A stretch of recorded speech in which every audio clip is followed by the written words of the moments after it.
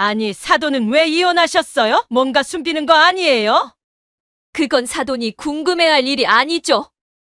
이 사람 봐. 이렇게 당당한 거 보니 더 수상하네. 그만하세요, 어머니. 엄마, 제발. 여러분은 다른 사람을 판단하기 전에 과연 자신부터 돌아보고 계신가요?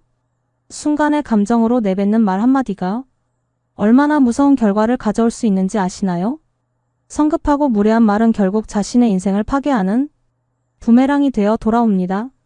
오늘 이야기는 상견례 자리에서 상대방을 온갖 무례한 질문과 모독을 퍼부으며 깔아뭉개려고 한 예비사돈. 상대방은 침착하게 그 사람의 과거를 정확한 증거와 함께 폭로합니다. 결국 예비사돈은 완전히 굴복하며 사과하게 되고 오히려 상대방의 지혜와 품격을 인정하게 되면서 모든 상황이 역전되는 통쾌한 이야기입니다. 사연 들으시고 속 시원한 사이다 한 잔 마신 기분이 드셨다면 무료로 할 수 있는 구독과 좋아요로 함께 해주세요. 당신에게 예상치 못한 기쁨이 찾아올 거예요. 서울 강남 압구정동의 최고급 한정식집 궁중현. 오후 2시, 점심시간이 막 지나간 한적한 시간대였지만 개별실 안의 공기는 이미 무겁게 가라앉아 있었습니다. 고급스러운 한옥 스타일. 인테리어와 은은한 조명이 어우러진 공간에는 6명이 마주 앉아 있었는데 그 중에서도 한지민의 존재감이 압도적이었습니다. 65세의 한지민은 검은색 한복 재킷에 회색 치마를 완벽하게 차려입고 있었습니다. 나이가 무색할 정도로 단정한 올림머리와 절제된 화장, 목에 걸친 진주 목걸이가 그녀만의 품격을 드러내고 있었습니다. 등을 곧게 펴고 앉은 자세에서는 혼자 아들을 키워온 수십 년의 세월이 만들어낸 강인함이 느껴졌습니다. 그녀의 눈빛은 맑으면서도 깊었고 입가에는 미묘한 미소가 머물고 있었습니다. 지민의 맞은편에는 수진의 부모인 김명자와 박상국이 앉아 있었습니다. 60세의 명자는 화려한 보라색 한복에 금실이 번쩍이는 조끼를 입고 있었는데 손목에 굵은 금팔찌와 큼직한 귀걸이가 유난히 눈에 띄었습니다. 파마를 새로 한 듯한 곱슬머리를 정성스럽게 올려 묶었고 진한 빨간 립스틱을 발라 입술을 강조한 모습이었습니다. 그녀의 시선은 이미 지민을 품평하듯 훑고 있었습니다. 62세의 상국은 값비싼 차콜 정장에 명품 넥타이를 메고 있었습니다. 반듯한 체구에 정성스럽게 빗어넘긴 머리, 그리고 손목에 고급 시계까지. 모든 것이 완벽해 보였지만 왠지 모르게 불안한 기색이 그의 얼굴을 스쳐가고 있었습니다. 테이블 한쪽에는 37세의 윤재와 34세의 수진이 나란히 앉아 있었습니다. 윤재는 엄마를 닮아 단정한 인상이었고 수진은 연분홍 원피스를 입고 긴장한 듯 손을 꼭 쥐고 있었습니다.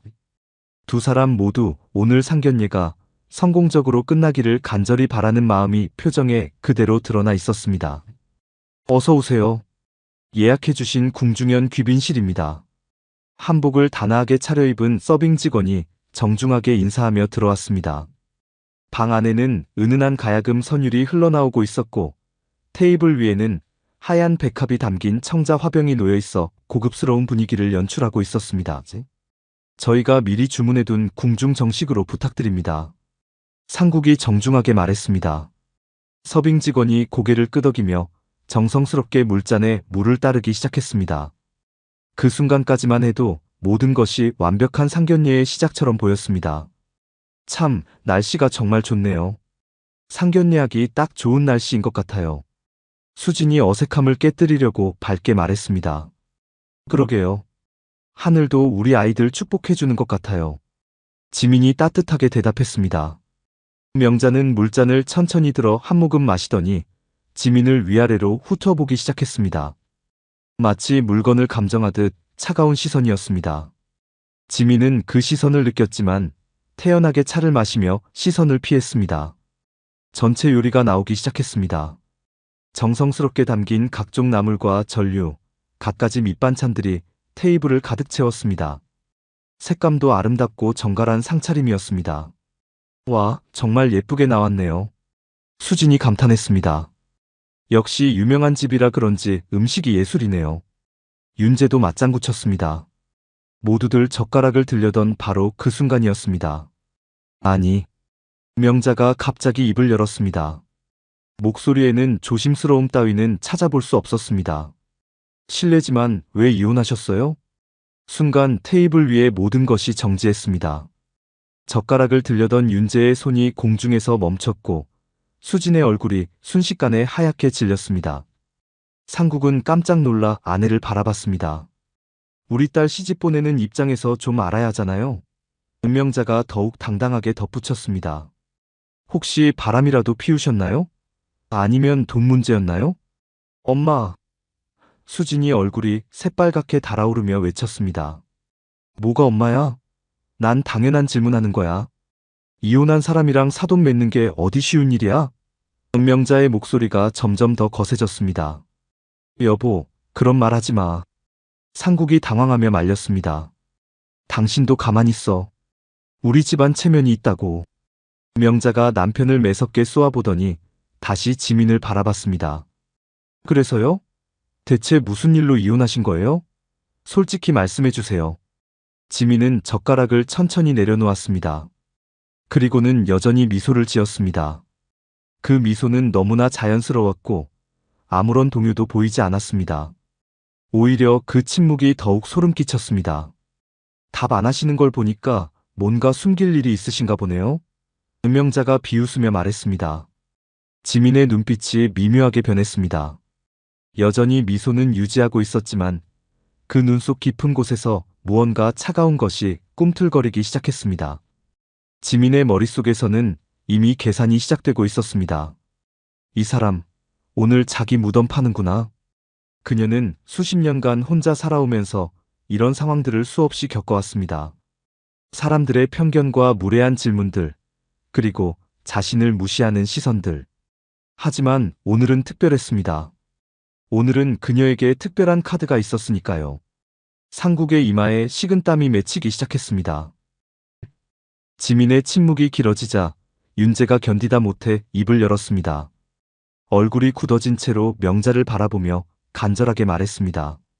어머니, 그런 얘기 그만하시죠. 제발요. 윤재의 목소리에는 절망감이 스며 있었습니다. 오늘 좋은 날인데 왜 이러세요? 하지만 명자는 전혀 멈출 기미를 보이지 않았습니다. 오히려 더욱 거침없이 나아갔습니다. 마치 사냥감을 발견한 맹수처럼 눈빛이 번뜩였습니다. 아니, 그냥 궁금해서 그러는 거야. 혹시 돈 문제였어요? 은명자가 더욱 노골적으로 물었습니다. 아니면. 그녀가 잠시 말을 멈추더니 비웃듯 웃었습니다. 다른 남자라도 있었던 거예요? 어머니. 수진이 더 이상 참지 못하고 소리쳤습니다. 눈물이 글썽거리기 시작했습니다. 왜 이러세요? 제발 그만하세요. 수진아, 넌 가만히 있어. 엄마가 널 위해서 하는 얘기야. 명자가 딸을 차갑게 쏘아보며 말했습니다. 이혼한 집안이랑 인척 맺으면 우리가 뭔 소리 듣겠어? 동네에서 뭐라고 하겠어? 상국이 아내의 팔을 살짝 잡으며 제지했습니다. 이마에는 식은땀이 계속 흐르고 있었습니다. 여보, 제발 그만해. 예의가 있는 거 아니야? 상국의 목소리는 떨리고 있었습니다. 이런 자리에서 그런 얘기를. 예의? 은명자가 갑자기 목소리를 높였습니다. 예의가 뭐야? 난 우리 딸 지키는 거야. 혹시 모르잖아. 이혼한 사람이 또 문제 일으킬지? 명자의 말이 점점 더 과격해지고 있었습니다. 그녀는 완전히 이성을 잃은 상태였습니다. 그리고 솔직히 말해서 혼자 애 키운 집안이랑 사돈 맺는 게 어디 쉬운 일이에요? 은명자가 지민을 똑바로 바라보며 말했습니다. 우리는 3대가 서울 토박이고 남편은 대기업 임원 출신이거든요. 집안 격이 다른 거 아닌가요? 이 말에 윤재의 얼굴이 완전히 일그러졌습니다. 주먹을 불끈 쥐며 떨리는 목소리로 말했습니다. 사돈어머니가 지금 뭔 말씀을 하시는 거예요? 저희 어머니한테 그렇게 말씀하시는 거예요? 윤재 씨, 진정하세요.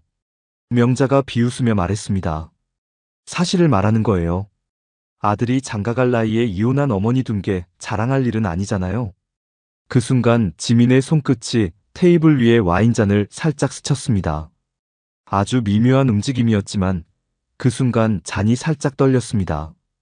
마치 지진의 전조처럼 미세하게 흔들렸습니다. 지민은 여전히 미소를 유지하고 있었지만 그 미소 뒤에 숨겨진 무언가가 꿈틀거리고 있었습니다. 폭풍전야의 고요함이었습니다. 계속 말씀하세요. 지민이 처음으로 입을 열었습니다. 목소리는 너무나 차분했습니다. 더 할 말씀 있으시면요. 명자는 지민의 차분한 반응에 오히려 더욱 기세등등해졌습니다. 마치 상대방이 약해 보인다고 생각한 것 같았습니다. 그래요, 솔직하게 얘기해 봅시다. 명자가 팔짱을 끼며 말했습니다. 이혼 사유가 뭐였어요? 설마 성격 차이 같은 뻔한 얘기는 아니겠죠? 요즘 성격 차이로 이혼하는 사람이 어디 있어요? 상국이 더욱 초조해하며 아내를 말렸습니다. 그의 손이 미세하게 떨리고 있었습니다. 명자야, 정말 그만해. 이러면 안 되는 거 알잖아. 왜? 뭐가 안 돼? 은명자가 남편을 노려보며 말했습니다. 우리가 물어볼 권리 있는 거 아니야? 사돈될 사람 과거 알 권리 있잖아. 권리요? 지민이 고개를 살짝 기울이며 물었습니다. 그 표정에는 묘한 미소가 번졌습니다. 참 재미있는 표현이네요. 명자는 지민의 반응을 무시하고 계속해서 공격적으로 나갔습니다. 그리고 말이 나온 김에 하는 얘기인데 혹시 재산 분할 때문에 문제 있었던 거 아니에요? 요즘 여자들이 이혼할 때 재산만 노리는 경우가 많다던데? 아니면 위자료라도 뜯어낸 거예요? 이 말에 수진이 완전히 절망한 표정으로 얼굴을 손으로 가렸습니다. 윤재는 분노로 온몸이 떨리고 있었습니다. 사돈 어머니, 정말 그만하세요. 이게 뭐 하는 짓이에요? 윤재가 거의 절규하듯 외쳤습니다. 하지만 명자는 멈추지 않았습니다. 오히려 더욱 막 나가기 시작했습니다. 아니면 혹시 바람이라도 피우신 거예요? 솔직히 말씀해 보세요. 남편이 있는데 다른 남자랑 눈 맞아서 이혼한 거 아니에요? 명자의 말이 점점 더 저속해지고 있었습니다. 요즘 그런 여자들 진짜 많던데? 그 순간 지민의 눈빛이 완전히 변했습니다. 여전히 미소는 지우지 않았지만 그 눈 속에서 무언가 날카로운 것이 번뜩였습니다. 마치 칼날 같은 차가움이었습니다. 지민이 천천히 와인잔을 들어올렸습니다. 그리고는 한 모금 마셨습니다. 그 모든 동작이 너무나 우아했지만 동시에 위험해 보였습니다. 사돈. 지민이 드디어 입을 열었습니다. 목소리는 여전히 차분했지만 그 속에 숨겨진 무언가가 느껴졌습니다. 정말 그렇게 궁금하세요? 명자가 승리한 듯 웃으며 말했습니다. 당연하죠. 우리 딸 앞날이 걸린 문제인데 혹시 모르잖아요. 또 문제 일으킬지? 지민의 입가에 미묘한 미소가 번졌습니다. 그 미소가 점점 더 깊어졌습니다. 마치 무언가를 결심한 듯한 표정이었습니다. 상국의 손이 미세하게 떨리기 시작했습니다. 왠지 모르게 불길한 예감이 들었습니다. 지민의 그 차분한 표정이 오히려 더 무서웠습니다. 그럼 제가 먼저 질문 하나 드려도 될까요? 지민이 천천히 말했습니다. 테이블 위의 분위기가 급격하게 바뀌고 있었습니다. 폭풍이 몰아치기 직전의 고요함이었습니다. 명자는 지민의 질문에 어이없다는 듯 웃음을 터뜨렸습니다. 그 웃음소리는 한정식집의 고즈넉한 분위기와는 전혀 어울리지 않는 날카로운 소리였습니다. 명자는 마치 자신이 완전히 승리했다고 생각하는 듯 더욱 거만한 태도로 지민을 내려다보았습니다. 그 순간 명자의 얼굴에는 승리감과 우월감이 가득 차 있었고 마치 자신이 이 자리의 주인이라도 된 것처럼 당당하게 행동했습니다. 하하, 정말 웃기시네요. 저한테 문제가 있다고요? 저는 평생 떳떳하게 살았거든요. 이런 말도 안 되는 소리를. 명자는 자신의 목에 걸린 굵은 금목걸이를 만지작거리며 자랑스럽게 말했습니다. 그 금목걸이는 햇빛에 반사되어 번쩍이며 마치 명자의 오만함을 상징하는 듯 했습니다. 명자는 자신의 화려한 차림새를 뽐내듯 몸을 이리저리 움직였고 금팔찌 소리가 찰랑거렸습니다. 우리 가족은 정말 모범적인 가정이에요. 남편은 회사에서 인정받는 과장님이고 저는 동네에서 소문난 착한 사람이고 딸은 대학까지 나온 교양 있는 아가씨거든요. 숨길 것도 없고 부끄러울 것도 없어요. 우리 같은 가문에 흠이 있을 리가 없다고요. 명자의 목소리는 점점 더 커졌고 주변 테이블의 손님들이 이쪽을 쳐다보기 시작했습니다. 한정식집의 다른 개별실에서도 소란스러운 소리가 들린다며 직원들이 복도에서 수군거리는 소리까지 들렸습니다. 하지만 명자는 전혀 개의치 않았습니다. 오히려 더 많은 사람들이 자신의 말을 들었으면 좋겠다는 듯 더욱 큰 소리로 말했습니다. 그런데 사돈은 어때요? 이혼한 이유도 말 못하고 경제적 능력도 의심스럽고 정말 우리 수진이 시집와도 되는 집안인지 모르겠어요. 솔직히 말해서 불안하다고요. 상국이 식은땀을 흘리며 아내를 말렸습니다. 그는 지민의 차분한 모습에서 뭔가 위험한 기운을 감지하고 있었습니다. 오랜 결혼 생활로 아내의 성격을 잘 아는 상국이었지만 오늘 명자의 행동은 평소보다 훨씬 과격했습니다. 여보, 그만해. 너무 심하잖아. 사돈께서 기분 나빠하실 거야. 하지만 명자는 남편의 만류를 무시하고 더욱 신나게 말을 이었습니다. 마치 오늘이 자신의 무대라도 되는 것처럼 과장된 몸짓과 함께 연기하듯 말했습니다. 심하긴 뭐가 심해? 사실을 말하는 게 심한 거야? 우리는 정말 깨끗한 집안이라고. 저는 평생 법 한 번 어긴 적 없고 남들에게 피해 준 적도 없어요. 세금도 제때 내고 이웃과도 화목하게 지내고 교회에서도 열심히 봉사하고. 명자는 지민을 가리키며 비웃듯 말했습니다. 그 손가락질하는 모습은 마치 법정에서 죄인을 고발하는 검사 같았습니다. 사돈은 어때요? 정말 깨끗하게 사셨어요? 혹시 숨기는 거라도 있으면 지금이라도 말해보세요. 나중에 들통나면 더 곤란하잖아요. 우리 수진이한테 피해갈까봐 걱정되거든요. 수진이 어머니의 팔을 잡아당기며 간절하게 말렸습니다. 목소리에는 울음이 섞여 있었고 얼굴도 창백해졌습니다. 주변의 시선이 부담스러워 고개를 숙이고 있었습니다. 엄마, 정말 제발 그만해요. 이러면 안 돼요. 윤재 오빠한테 너무 미안해요. 사람들도 다 쳐다봐요. 미안하긴 뭐가 미안해. 엄마가 너를 위해서 하는 말인데. 결혼 전에 다 알아봐야지. 나중에 후회하면 어떡해. 엄마가 살아온 경험으로 말하는데 숨기는 게 있는 집안은 분명히 문제가 있어.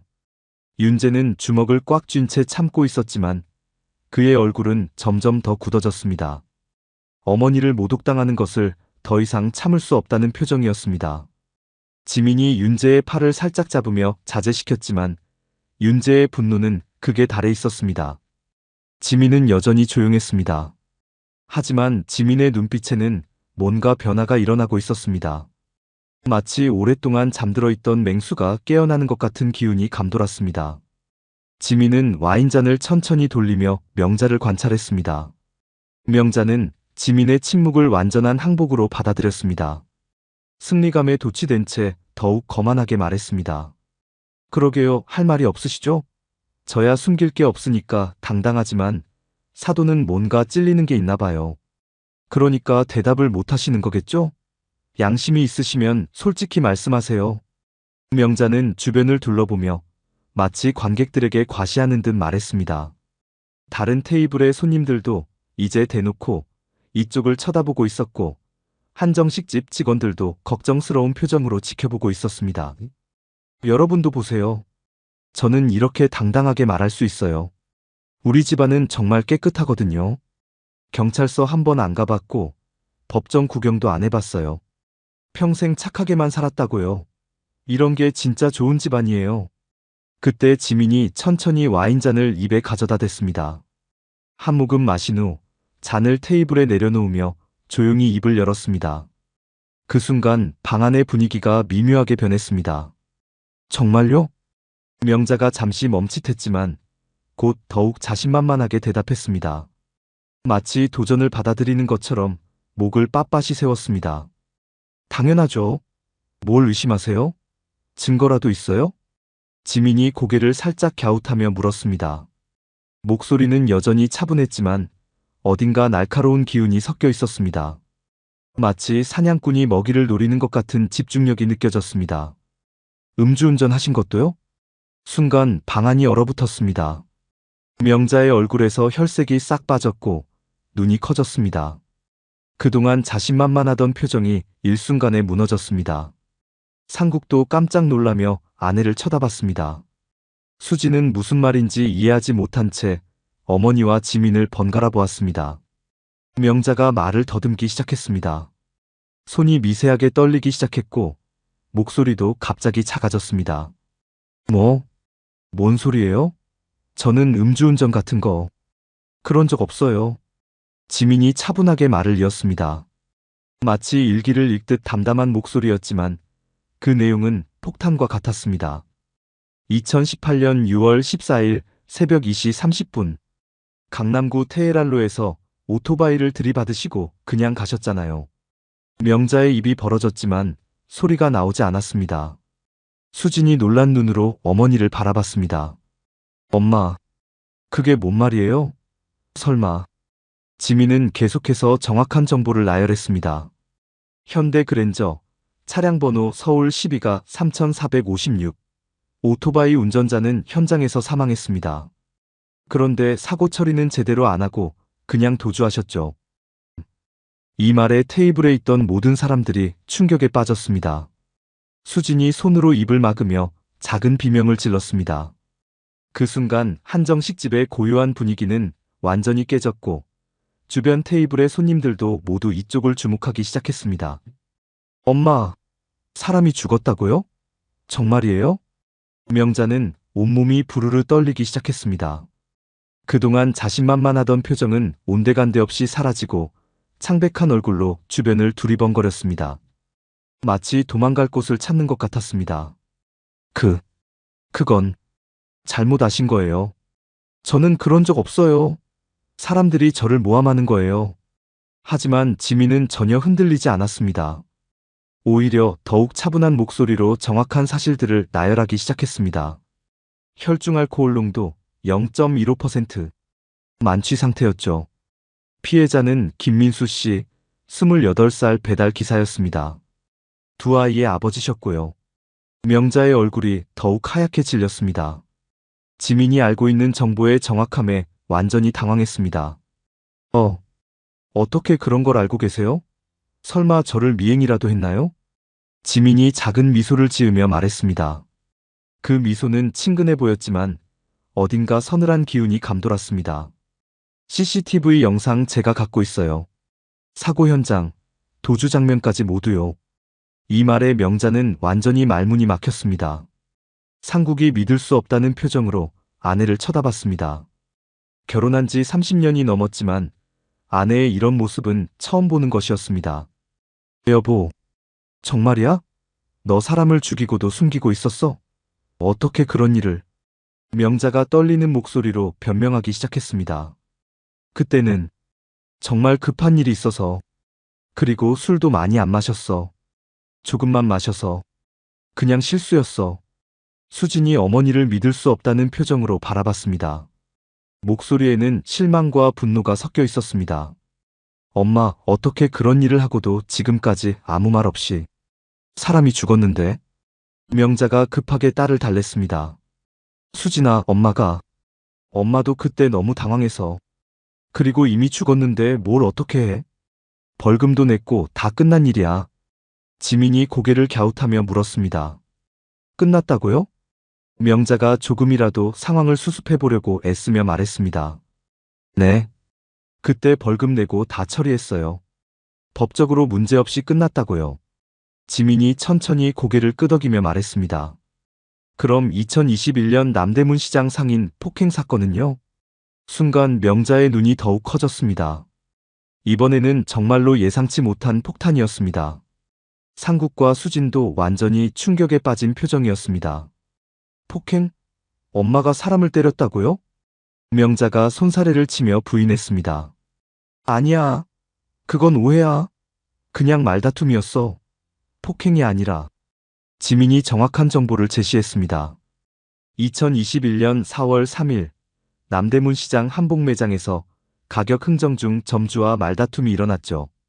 그때 사돈께서 점주의 머리채를 잡고 바닥에 넘어뜨리셨습니다. 명자의 얼굴이 더욱 창백해졌습니다. 그건 그 사람이 먼저 욕을 해서. 저도 화가 나서. 지민이 계속해서 말했습니다. 피해자는 박순희 씨 66살 넘어지면서 허리를 다쳐서 병원에 2달간 입원하셨죠. 상국이 완전히 충격에 빠진 채 아내를 쳐다봤습니다. 여보, 너 그런 일도 있었어? 어떻게 나한테 말 한마디 안 했어? 명자가 급하게 변명했습니다. 그때 너무 화가 나서 그 사람이 저를 무시해서 그래서 순간적으로 지민이 차분하게 말을 이었습니다. 합의금 3천만 원 사채 써서 주셨죠? 이 말에 상국이 벌떡 일어났습니다. 뭐? 사채? 3천만 원을 사채로? 명자가 당황하며 남편을 말렸습니다. 여보, 앉아. 사람들이 다 쳐다봐. 하지만 상국은 분노로 얼굴이 붉어졌습니다. 앉긴 뭘 앉아. 너나 몰래 사채까지 써가면서 그런 일을 했다고? 어떻게? 나한테 말 한마디 안 하고. 지민은 가방에서 조용히 봉투를 꺼내 테이블 위에 올렸습니다. 그 봉투는 두툼했고 안에 여러 장의 서류가 들어있는 것이 보였습니다. 합의서 사본과 사채 계약서가 함께 들어있습니다. 명자가 그 봉투를 보며 완전히 절망에 빠진 표정을 지었습니다. 더 이상 부인할 수도 변명할 수도 없다는 것을 깨달았습니다. 상국이 봉투의 서류들을 하나씩 꺼내며 확인했습니다. 합의서에는 명자의 서명이 또렷하게 적혀 있었고 사채 계약서에는 월 이자율과 상환 조건이 상세히 기록되어 있었습니다. 김명자, 이게 내 서명 맞지? 어떻게 이런 일을? 수진도 서류를 보며 눈물을 흘리기 시작했습니다. 엄마, 왜 이런 일들을 숨기고 계셨어요? 아빠한테도 말 안 하고. 명자가 떨리는 목소리로 말했습니다. 미안해. 정말 미안해. 그때는 어쩔 수 없었어. 그 사람이 너무 심하게 욕을 해서. 지민이 조용히 말했습니다. 사채업체는 대부분 불법이죠. 이자율도 법정 한도를 훨씬 초과했고요. 상국이 머리를 감싸쥐며 말했습니다. 그럼 지금도 그 빚이 남아있다는 거야? 명자가 고개를 끄덕였습니다. 아직 조금 남아있어. 상국의 분노가 폭발했습니다. 조금이 얼마야? 정확히 말해봐. 500만 원 정도. 지민이 차분하게 말했습니다. 이 정도면 제가 왜 이혼했는지는 안 물어봐도 되겠네요. 지민의 마지막 말이 떨어지자 방 안에는 무거운 침묵이 흘렀습니다. 그 침묵은 마치 폭풍전야의 고요함 같았습니다. 명자는 더 이상 말할 수 없었고 단지 손을 부르르 떨며 상국을 바라볼 뿐이었습니다. 그동안 자신만만하게 지민을 공격하던 모습은 온데간데 없이 사라지고 초라한 모습만이 남아 있었습니다. 상국은 아내가 준비한 서류들을 하나씩 넘겨보며 믿을 수 없다는 표정을 지었습니다. 합의서의 내용을 읽을수록 그의 얼굴은 점점 더 굳어졌습니다. 사채 계약서의 높은 이자율과 상환 조건을 보며 한숨을 깊게 내쉬었습니다. 김명자. 상국이 아내의 이름을 부르는 목소리에는 실망과 분노가 가득 담겨 있었습니다. 30년 넘게 함께 살아온 아내가 이런 큰 일들을 숨기고 있었다는 사실이 믿어지지 않았습니다. 명자가 떨리는 목소리로 말했습니다. 여보, 난 그때 정말 어쩔 수 없었어. 그 사람들이 너무 심하게 말해서 순간적으로 화가 나서. 하지만 상국의 분노는 더욱 커져만 갔습니다. 그동안 아내가 얼마나 많은 것들을 숨기고 있었는지 알 수 없다는 생각에 혈압이 오르는 것을 느꼈습니다. 어쩔 수 없었다고? 사람을 죽이고 도망가는 게 어쩔 수 없는 일이야? 그리고 폭행까지 하고 사채까지 쓰면서 나한테는 말 한마디 안 했어? 주변 테이블의 손님들이 이제 대놓고 이쪽을 쳐다보기 시작했습니다. 한정식 집의 조용한 분위기는 완전히 깨졌고 다른 개별실에서도 문을 살짝 열고 상황을 지켜보는 사람들이 있었습니다. 직원들도 복도에서 수군거리며 어떻게 해야 할지 모르는 표정이었습니다. 수진이 고개를 숙이며 눈물을 훔쳤습니다. 오늘이 자신의 결혼을 위한 상견례였는데 어머니 때문에 모든 것이 엉망이 되어버린 상황이 너무나 부끄럽고 원망스러웠습니다. 엄마, 어떻게 이런 일들을? 왜 저한테도 말 안 했어요? 명자가 딸을 바라보며 애원하는 목소리로 말했습니다. 수진아, 엄마가 미안해. 정말 미안해. 너한테 걱정 끼치기 싫어서. 그래서 말 못한 거야. 윤재는 이 모든 상황을 지켜보며 조용히 의자를 어머니 쪽으로 당겼습니다. 지민이 혼자서 이 어려운 상황을 감당하고 있는 모습을 보며 아들로서 어머니를 지지하고 싶었습니다. 지민도 윤재의 마음을 알아차리고 고마운 미소를 보냈습니다. 상국의 분노는 계속해서 터져나왔습니다. 그동안 쌓였던 불만들이 한꺼번에 폭발하는 것 같았습니다. 넌 항상 체면 타령만 하더니 우리 집안 이름을 네가 망쳤어. 이 말에 명자가 더욱 위축되었습니다. 남편이 이렇게 화를 내는 것은 정말 오랜만이었고 그만큼 자신이 큰 잘못을 했다는 것을 깨달았습니다. 여보, 제발. 사람들이 다 쳐다봐. 조용히 하자. 조용히 하라고?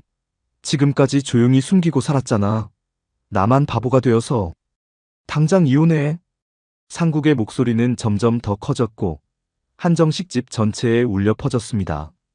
다른 손님들은 이제 대놓고 휴대폰을 꺼내 영상을 촬영하기 시작했습니다. 지민이 차분하게 개입했습니다. 사돈, 너무 흥분하지 마세요.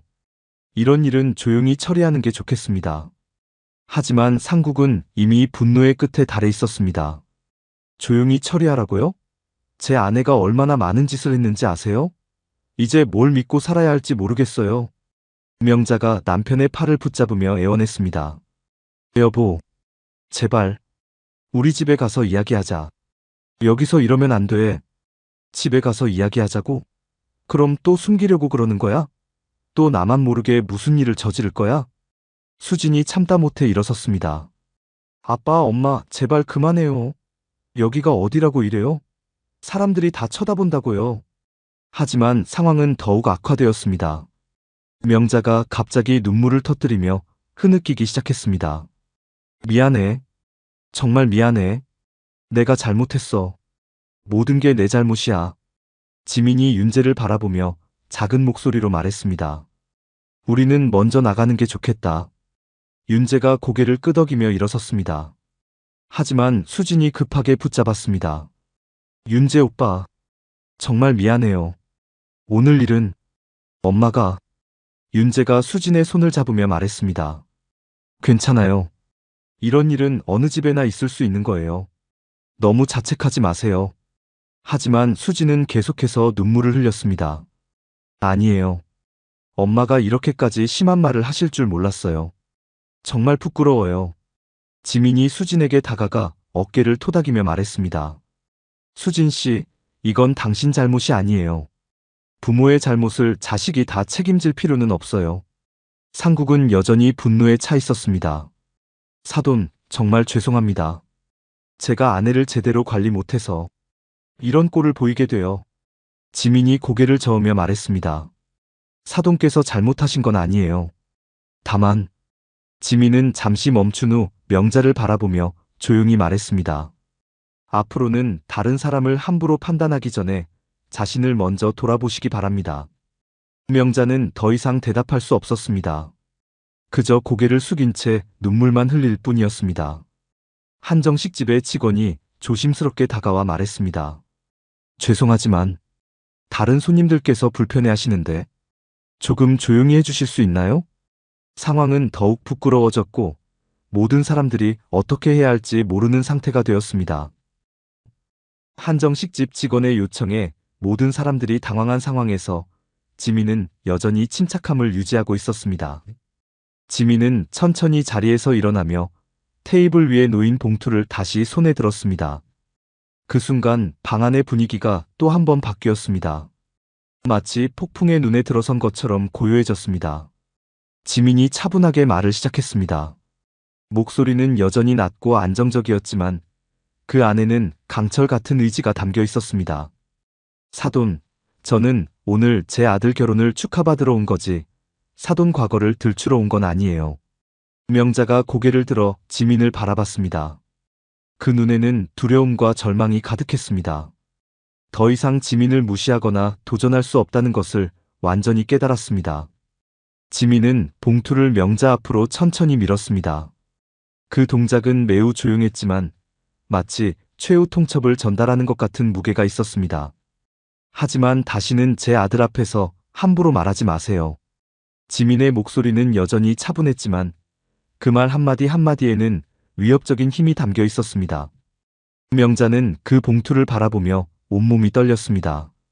자신의 모든 치부가 담긴 그 봉투가 마치 시한폭탄처럼 느껴졌습니다. 저는 그냥 명자가 떨리는 목소리로 변명하려 했지만 지민이 손을 살짝 들어 제지했습니다. 아니면 이 서류들 세상 밖으로 나갈 겁니다. 이 말에 명자의 얼굴이 더욱 창백해졌습니다. 음주운전 치사와 폭행 사건이 세상에 알려진다면 자신의 인생은 완전히 끝장이라는 것을 잘 알고 있었습니다. 상국이 놀라며 지민을 쳐다봤습니다. 사돈, 그게 무슨... 지민이 상국을 향해 고개를 돌리며 말했습니다. 사돈께서는 아무 잘못이 없으시니까 걱정하지 마세요. 다만 사모님께서 앞으로 어떻게 행동하시느냐에 따라 이 문제의 향방이 결정될 것 같습니다. 명자가 봉투를 바라보며 손을 떨었습니다. 그 안에 든 서류들이 자신의 운명을 좌우할 수 있다는 것을 너무나 잘 알고 있었습니다. 제발 그런 건 하지 말아주세요. 저도 살 길이 있어야죠. 지민이 냉정하게 대답했습니다. 그럼 앞으로 행동을 조심하세요. 특히 다른 사람을 함부로 판단하거나 모독하는 일은 절대로 하지 마시고요. 수진이 어머니와 지민을 번갈아 보며 상황을 이해하려 노력했습니다. 자신의 어머니가 이렇게 큰 약점을 잡힌 상황이라는 것이 믿어지지 않았습니다. 지민 어머니, 정말 그런 증거들이 있는 거예요? 지민이 수진을 바라보며 부드럽게 말했습니다. 수진 씨, 이건 당신이 걱정할 일이 아니에요. 어머님께서 앞으로 어떻게 행동하시느냐에 달린 문제입니다. 명자가 급하게 말했습니다. 알겠어요. 정말 알겠어요. 앞으로는 조심하겠어요. 그러니까 제발 그런 건 하지 말아주세요. 지민이 명자를 똑바로 쳐다보며 말했습니다. 조심하겠다는 말로는 부족해요. 구체적으로 약속해주세요. 명자가 당황하며 물었습니다. 뭘 약속하라는 거예요? 첫 번째, 앞으로 제 가족에 대해 함부로 말하지 않겠다고 약속하세요. 명자가 급하게 고개를 끄덕였습니다. 네, 약속할게요. 두 번째, 수진 씨와 윤재의 결혼에 대해 더 이상 반대하거나 방해하지 않겠다고 약속하세요. 명자가 다시 고개를 끄덕였습니다. 네, 반대 안 할게요. 방해도 안 할게요. 지민이 계속해서 말했습니다. 세 번째, 앞으로 상견례나 다른 가족 모임에서 다른 사람을 공격하거나 모독하는 발언을 하지 않겠다고 약속하세요. 명자의 목소리는 점점 더 작아졌습니다. 네, 약속해요. 정말 약속해요. 윤재가 어머니를 바라보며 감탄했습니다.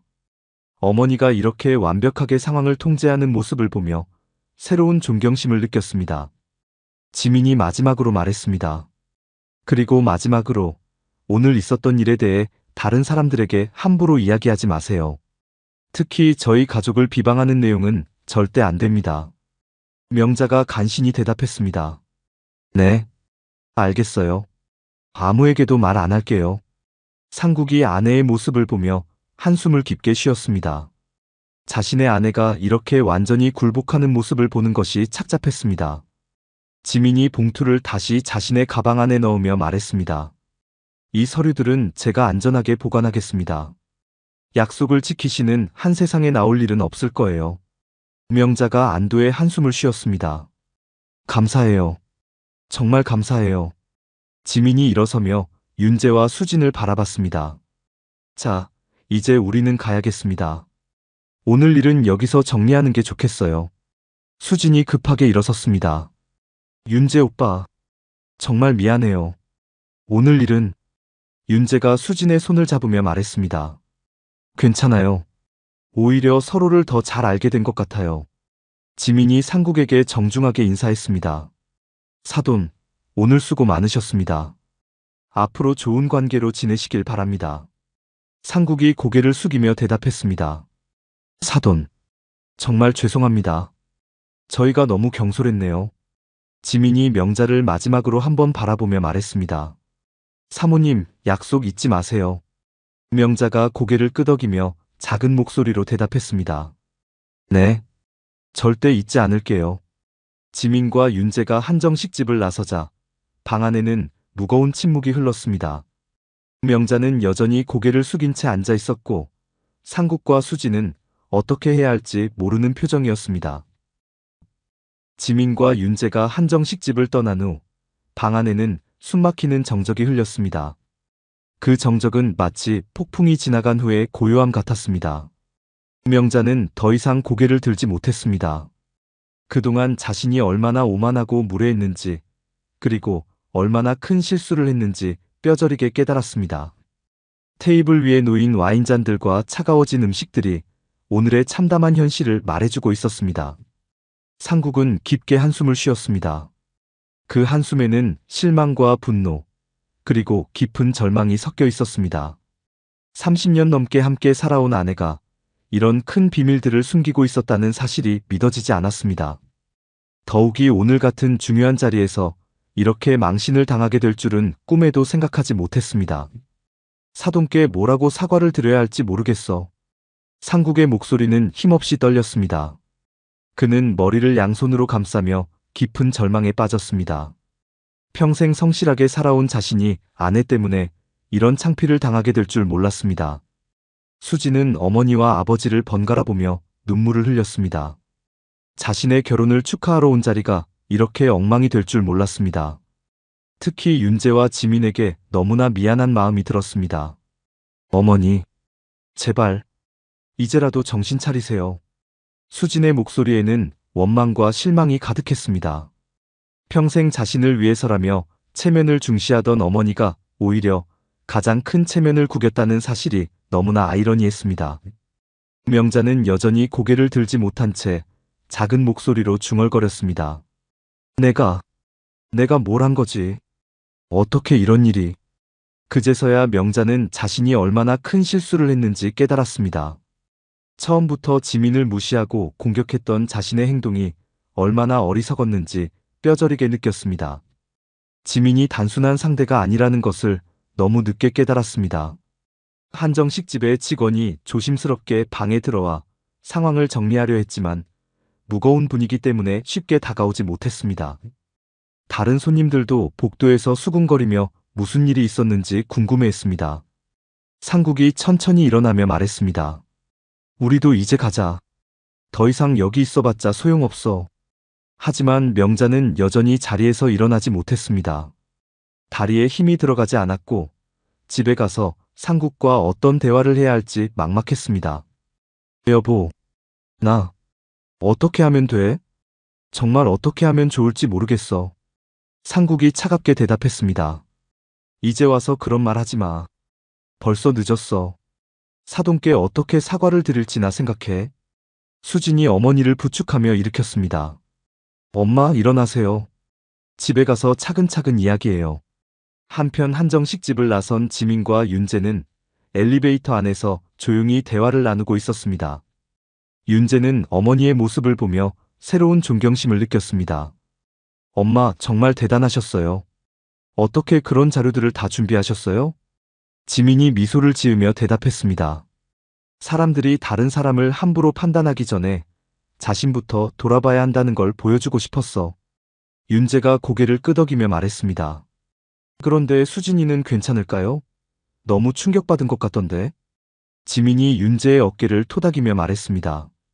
수진 씨는 좋은 아이야. 어머니 때문에 힘들겠지만 시간이 지나면 이해할 거야. 엘리베이터가 1층에 도착하자 지민과 윤재는 한정식집 로비를 통과해 밖으로 나왔습니다. 강남의 늦은 오후 햇살이 두 사람을 비추었습니다. 지민이 윤재를 바라보며 진지하게 말했습니다. 윤재야, 오늘 일로 수진이와의 관계가 흔들리면 안 돼.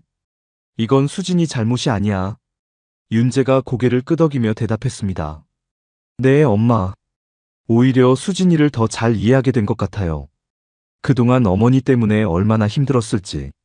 지민이 만족스러운 표정으로 윤재를 바라봤습니다.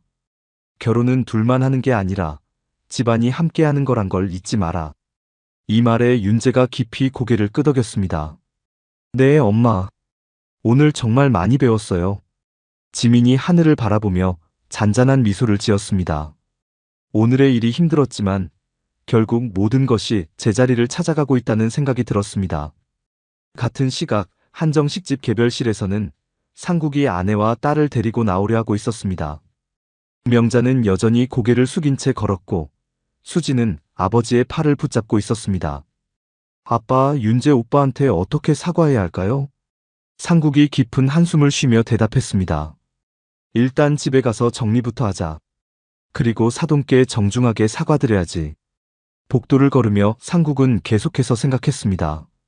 오늘 지민이 보여준 모습이 얼마나 인상적이었는지, 그리고 자신의 아내가 얼마나 부끄러운 행동을 했는지 말입니다.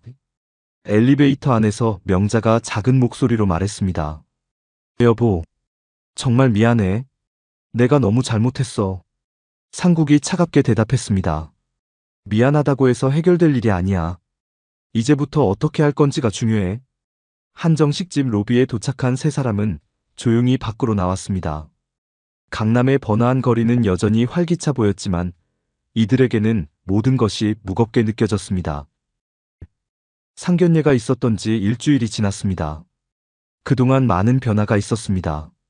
명자는 그날 이후로 완전히 달라진 모습을 보였습니다. 평소 큰 소리치며 이웃들과 시비를 벌이던 모습은 온데간데 없이 사라졌고 조용하고 신중한 모습으로 변했습니다.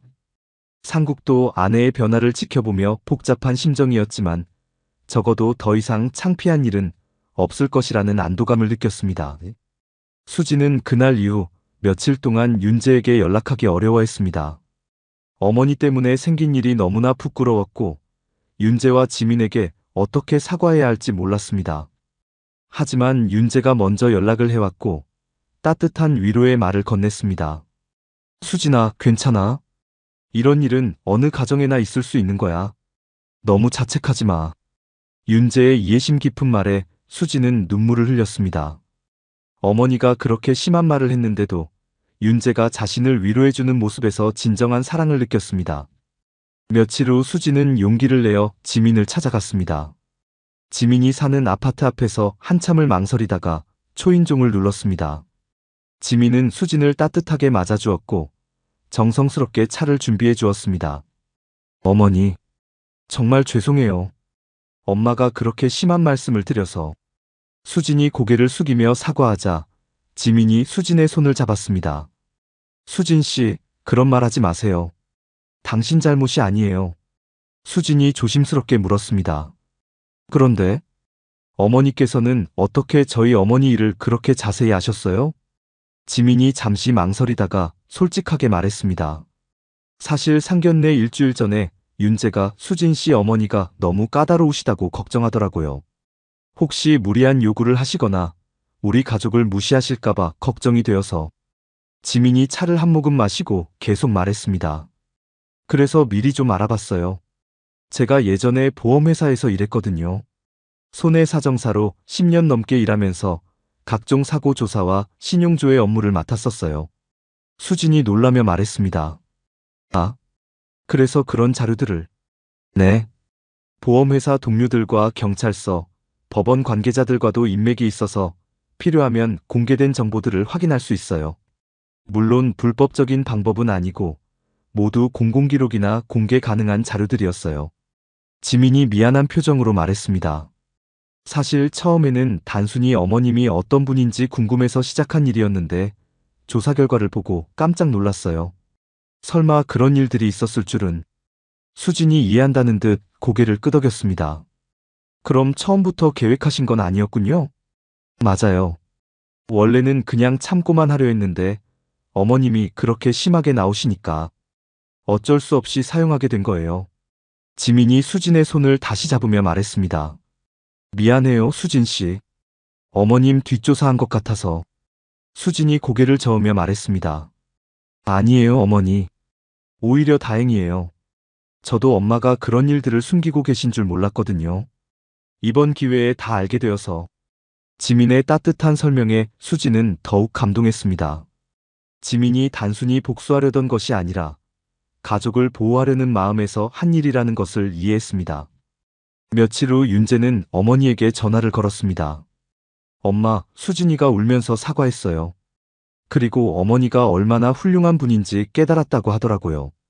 어머니 덕분에 오히려 더 가까워졌어요. 지민은 창밖을 바라보며 잔잔히 웃었습니다. 정말 다행이구나. 사실 나도 그 자료들을 준비하면서 마음이 편하지 않았어. 하지만 우리 가족을 지키기 위해서는 어쩔 수 없었지. 윤재가 감동스러운 목소리로 말했습니다. 엄마, 정말 고마워요. 어머니의 지혜와 준비성이 없었다면 우리가 얼마나 무시당했을지. 전화를 끊고 난 후 지민은 거실 소파에 앉아 깊은 생각에 빠졌습니다. 창밖으로 보이는 한강의 석양이 아름다웠습니다. 지민은 그날을 되돌아보며 조용히 중얼거렸습니다. 사람이 함부로 던진 말 한마디가 자기 인생을 부술 수 있지. 며칠 후 명자로부터 정중한 사과 편지가 도착했습니다. 그 편지에는 진심 어린 반성과 함께 지민의 준비성과 신중함에 대한 존경의 마음도 담겨 있었습니다. 명자는 자신이 얼마나 성급하고 무모했는지 깨달았다고 썼습니다. 한 달 후 윤재와 수진의 약혼식이 열렸습니다. 명자는 완전히 달라진 모습으로 지민을 정중하게 대했습니다. 사돈, 그때 정말 죄송했습니다. 사돈께서 얼마나 신중하고 준비성 있는 분인지 이제야 알겠어요. 앞으로 많이 배우고 싶습니다. 지민이 명자를 너그럽게 용서하며 말했습니다. 이제 다 지난 일이에요. 앞으로 좋은 관계 만들어가요. 그날 밤 지민은 오랜만에 깊은 잠에 들었습니다. 아들을 지키기 위한 자신의 준비가 결국 모든 가족에게 좋은 결과를 가져다 주었다는 뿌듯함과 함께 말입니다. 6개월 후 윤재와 수진의 결혼식이 성대하게 치러졌습니다. 명자는 그날 지민에게 다가와 진심으로 말했습니다. 사돈, 그때 일이 오히려 저에게는 큰 깨달음이었어요. 사돈 덕분에 제가 얼마나 교만했는지 알게 됐고, 이제는 정말 다른 사람이 됐어요. 지민이 명자의 손을 잡으며 미소 지었습니다. 우리 모두 완벽하지 않아요. 중요한 건 실수를 통해 배우고 성장하는 거죠. 결혼식이 끝나고 집으로 돌아온 지민은 거실 창가에 앉아 밤하늘을 바라봤습니다. 별들이 반짝이는 하늘을 보며 조용히 생각했습니다. 사람은 참 신기한 존재야. 한순간의 교만함으로 추락할 수도 있고 진심 어린 반성으로 다시 일어설 수도 있어. 지민의 얼굴에는 깊은 만족감이 스며 있었습니다. 아들의 행복한 미래와 새로운 가족들과의 화목한 관계, 그리고 한 사람의 변화까지 지켜본 뿌듯함이 마음을 따뜻하게 채웠습니다. 오늘 이야기 어떠셨나요? 오늘 이 영상을 통해 우리가 꼭 기억해야 할 것들이 있습니다. 첫째, 다른 사람을 함부로 판단하기 전에 자신부터 돌아보세요. 명자처럼 상대방의 과거를 캐묻고 비난하기 전에 과연 내 자신은 떳떳한지 먼저 생각해봐야 합니다. 둘째, 진정한 품격은 겸손함에서 나옵니다. 지민처럼 조용하고 차분한 태도가 화려한 장신구나 큰 목소리보다 훨씬 강력한 힘을 발휘한다는 것을 기억하세요. 셋째, 말 한마디의 무서운 파괴력을 절대 잊지 마세요. 순간의 감정으로 내뱉은 성급하고 무례한 말 한마디가 자신의 인생 전체를 망칠 수 있습니다. 마지막으로 진짜 교양은 학벌이나 재력이 아닙니다. 상대방을 존중하고 배려하려는 마음가짐, 그것이야말로 진정한 교양이라는 것을 잊지 마세요. 오늘의 교훈이었습니다. 지금까지 인생은 옆집 사연이었습니다. 감사합니다. 계급이 뭐요? 길 막지 말고 꺼지라고 했잖아! 그래요? 그 말 꼭 기억하겠습니다. 야, 큰일 났다. 저분. 몰라? 이번에 부임한 신임 사단장님이잖아! 길 막지 말고 꺼지라며 여군 장교를 몰아낸 대령. 하지만 그녀는 대한민국 최초 여군 투스타 사단장이었습니다. 사람을 판단하는 잣대는 겉모습이 아니라 마음과 행동입니다. 단지 겉모습만 보고 판단한 건방진 대령을 어떻게 참교육하는지 기대되신다면 구독과 좋아요 부탁드립니다. 오늘 하루 복받는 시간이 많아질 거예요. 가을 아침 햇살이 강원도 산자락을 은은하게 비추는 가운데 제7기계 화보병 사단의 정문 앞은 평소와 다름없는 정적에 쌓여 있었습니다. 멀리서 들려오는 훈련 구령 소리와 군용 차량들의 엔진음이 부대의 일상을 알리고 있었죠. 하지만 오늘 아침은 뭔가 달랐어요. 며칠 전부터 부대 곳곳에서는 신임 사단장 부임 소식이 은밀하게 돌고 있었거든요. 대령 박영수는 여느 때와 마찬가지로 부대 입구에서 주차 단속을 하고 있었습니다. 55의 나이답게 다소 굽은 어깨와 거친 손이 그의 오랜 군 생활을 말해주고 있었어요. 박 대령은 이 부대에서만 벌써 15년째 복무하고 있는 베테랑이었습니다. 부대의 구석구석을 손바닥 보듯 훤히 알고 있었고 후배 장교들 사이에서는 무서운 선배로 통했죠. 특히 여군들에 대한 그의 편견은 부대 내에서 유명했어요. 또 어느 놈이 아무데나 주차해놨나? 요즘 군기가 말이 아니야. 박 대령이 중얼거리며 부대 입구를 살펴보던 그때였습니다. 멀리서 회색 SUV 한 대가 조심스럽게 다가오는 게 보였어요.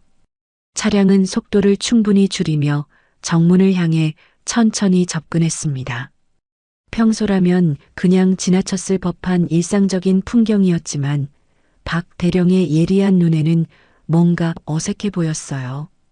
차량 번호판이 일반적인 군용 차량과는 달랐거든요. SUV가 정문 앞에 멈추자 운전석 문이 천천히 열렸습니다. 그리고 그 안에서 군복을 단정하게 차려입은 40대 중반의 여성이 내렸어요. 단정한 단발머리에 검게 그을린 피부가 인상적이었습니다. 야외 활동을 많이 했음을 알 수 있는 건강한 피부색이었죠. 무엇보다 그녀의 군복 차림새가 예사롭지 않았습니다.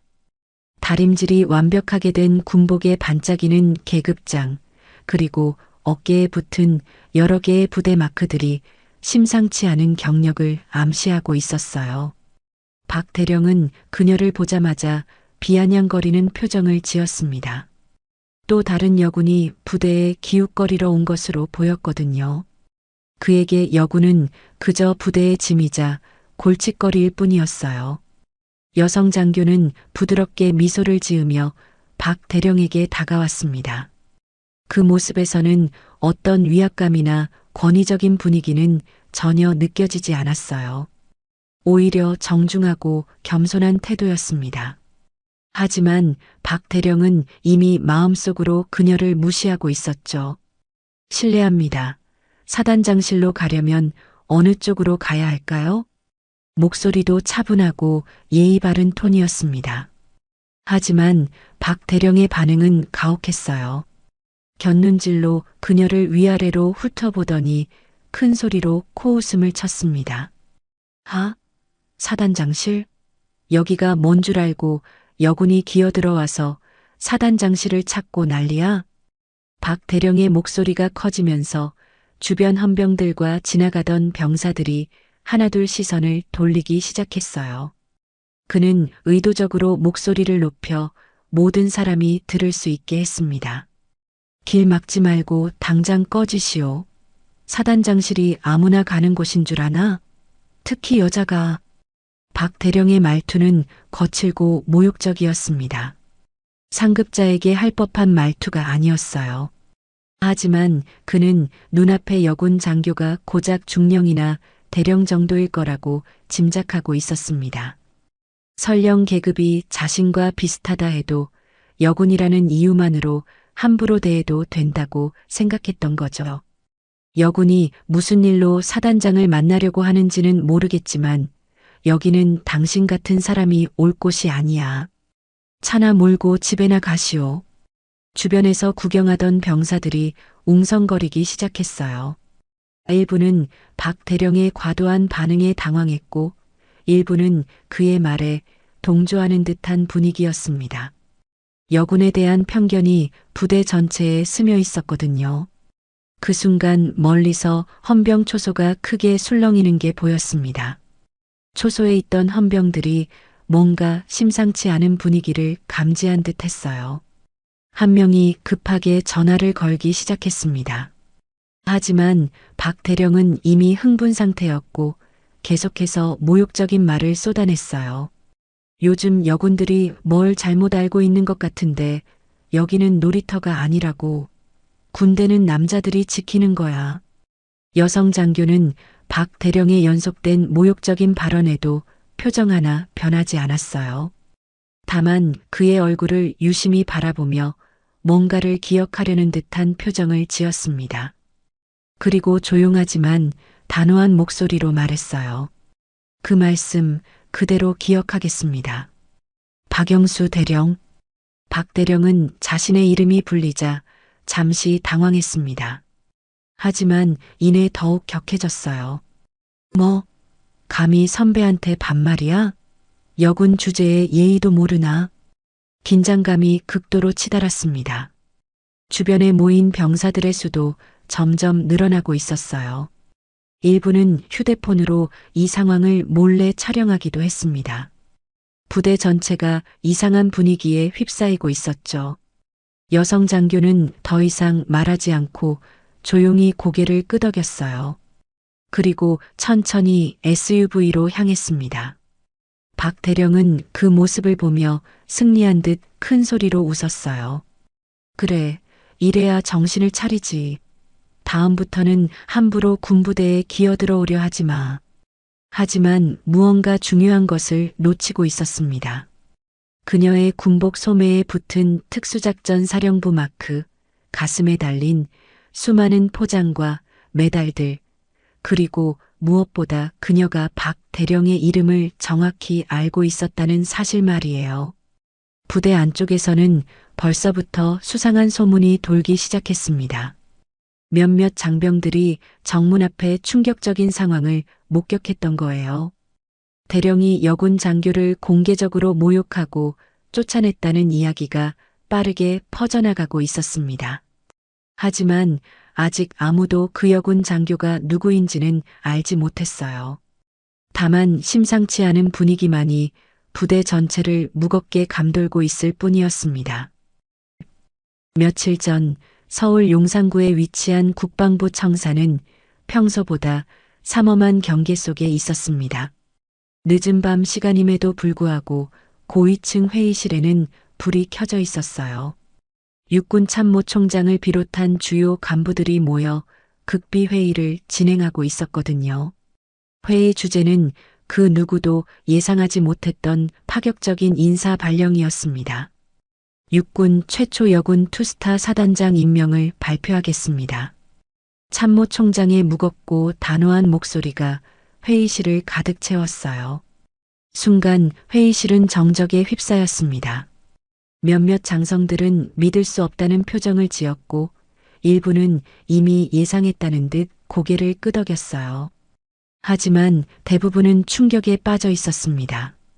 장은정 소장을 제7기계화 보병사단장으로 임명합니다.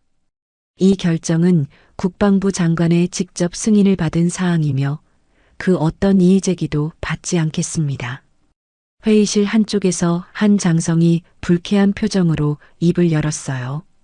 참모총장님, 아무리 그래도 여군을 사단장으로 임명하는 것은 무리가 있지 않습니까? 부대 장병들이 받아들일까요? 참모총장의 눈빛이 차갑게 변했습니다. 장은정 소장의 경력을 한번 살펴보시죠.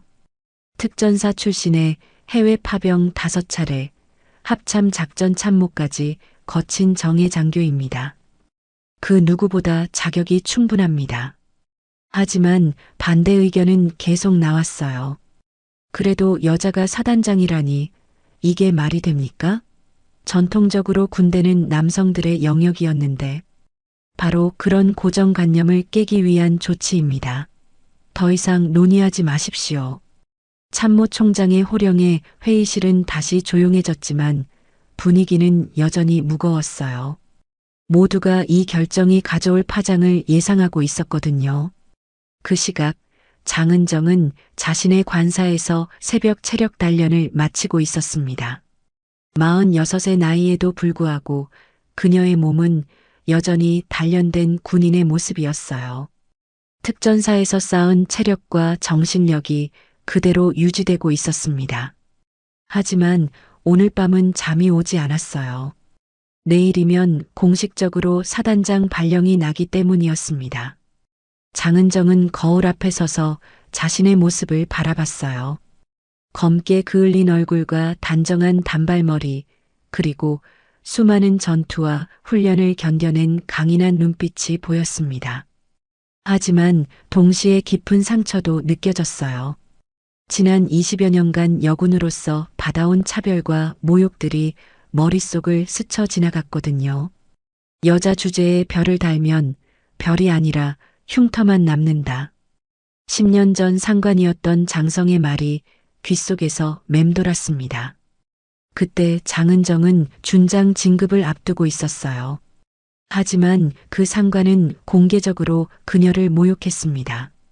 여군은 아무리 잘해봤자 한계가 있어. 특히 지휘관 자리는 절대 안 돼.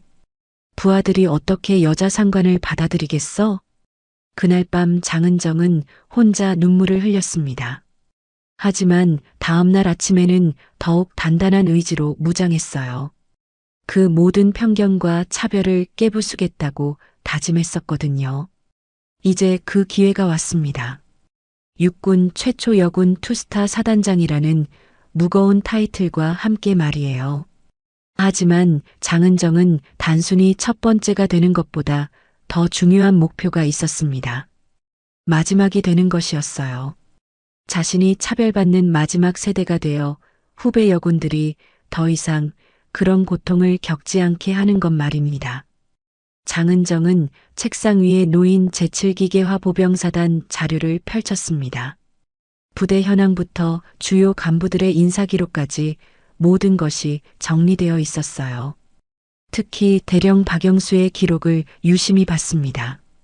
15년간 같은 부대에서 복무한 베테랑이지만 여군에 대한 편견이 심하다는 평가가 적혀 있었거든요. 흥미롭네요. 장은정은 박영수의 사진을 보며 어디선가 본 듯한 얼굴이라고 생각했어요. 하지만 정확히 기억나지는 않았습니다. 다만 분명한 것은 그가 자신의 부임을 달가워하지 않을 거라는 점이었어요. 장은정은 특별한 계획을 세웠습니다. 부임 첫날부터 사단장으로서 위압적으로 등장하는 대신 신분을 숨기고 부대 분위기를 직접 확인해 보기로 한 거예요. 진짜 부대원들의 속마음과 여군에 대한 인식을 파악하려 했습니다. 가면을 벗으면 진짜 얼굴이 보이는 법이니까. 장은정은 혼잣말을 하며 미소를 지었어요. 물론 위험한 선택이었습니다. 만약 신분이 탄로나기 전에 모욕을 당하거나 부당한 대우를 받는다면 사단장으로서 권위에 큰 타격이 될 수 있었거든요. 하지만 장은정은 그 위험을 감수하기로 했습니다. 새벽 5시 장은정은 평상복을 입고 회색 SUV에 올랐어요. 운전기사 없이 혼자 운전대를 잡았습니다. 강원도까지는 2시간 남짓한 거리였어요. 운전하는 내내 그녀의 머릿속에는 복잡한 생각들이 맴돌았습니다. 과연 자신이 이 부대를 제대로 이끌 수 있을까? 부하들이 여군 지휘관을 진심으로 받아들일까? 그리고 무엇보다 자신이 꿈꾸는 변화를 만들어낼 수 있을까? 하지만 동시에 확신도 있었어요. 자신이 지금까지 걸어온 길이 헛되지 않았다는 믿음 말입니다. 특전사에서 남성 대원들과 어깨를 나란히 하며 수행한 수많은 작전들, 해외 파병지에서 보여준 리더십, 가리고 합참에서 쌓은 전략적 사고 능력까지 모든 것이 오늘을 위한 준비였다고 생각했어요. 제7기계화 보병사단 정문이 멀리 보이기 시작했습니다. 장은정은 속도를 줄이며 심호흡을 했어요. 이제 진짜 시험이 시작되는 거였습니다. 과연 이 부대는 여군 사단장을 어떻게 맞이할까요? 장은정이 SUV에서 내린 후 장은정이 박 대령과의 첫 대면이 끝나고 긴장감은 더욱 고조되고 있었습니다. 박 대령은 여전히 자신이 한 일에 대해 전혀 후회하지 않는 표정이었어요. 오히려 더욱 거만하고 공격적인 태도를 보이기 시작했습니다. 주변에 모인 병사들과 헌병들 앞에서 자신의 권위를 더욱 과시하고 싶었던 거죠. 잠깐, 어디 가려고 그래? 박 대령이 다시 SUV로 향하는 장은정을 불러 세웠습니다. 그의 목소리에는 악의가 가득했어요. 단순히 쫓아내는 것으로는 만족하지 않고 더 큰 굴욕을 주려는 의도가 뻔히 보였습니다. 장은정은 발걸음을 멈추고 천천히 돌아봤어요. 여전히 차분한 표정이었지만 눈빛 깊숙한 곳에서는 뭔가 위험한 기운이 감돌고 있었습니다. 하지만 박 대령은 그것을 전혀 알아채지 못했어요. 당신 군복 좀 보자고. 뭔가 수상한데? 박 대령이 성큼성큼 다가오며 장은정의 군복을 자세히 살펴보기 시작했습니다. 그러다가 그녀의 소매에 붙은 부대 마크를 발견했어요.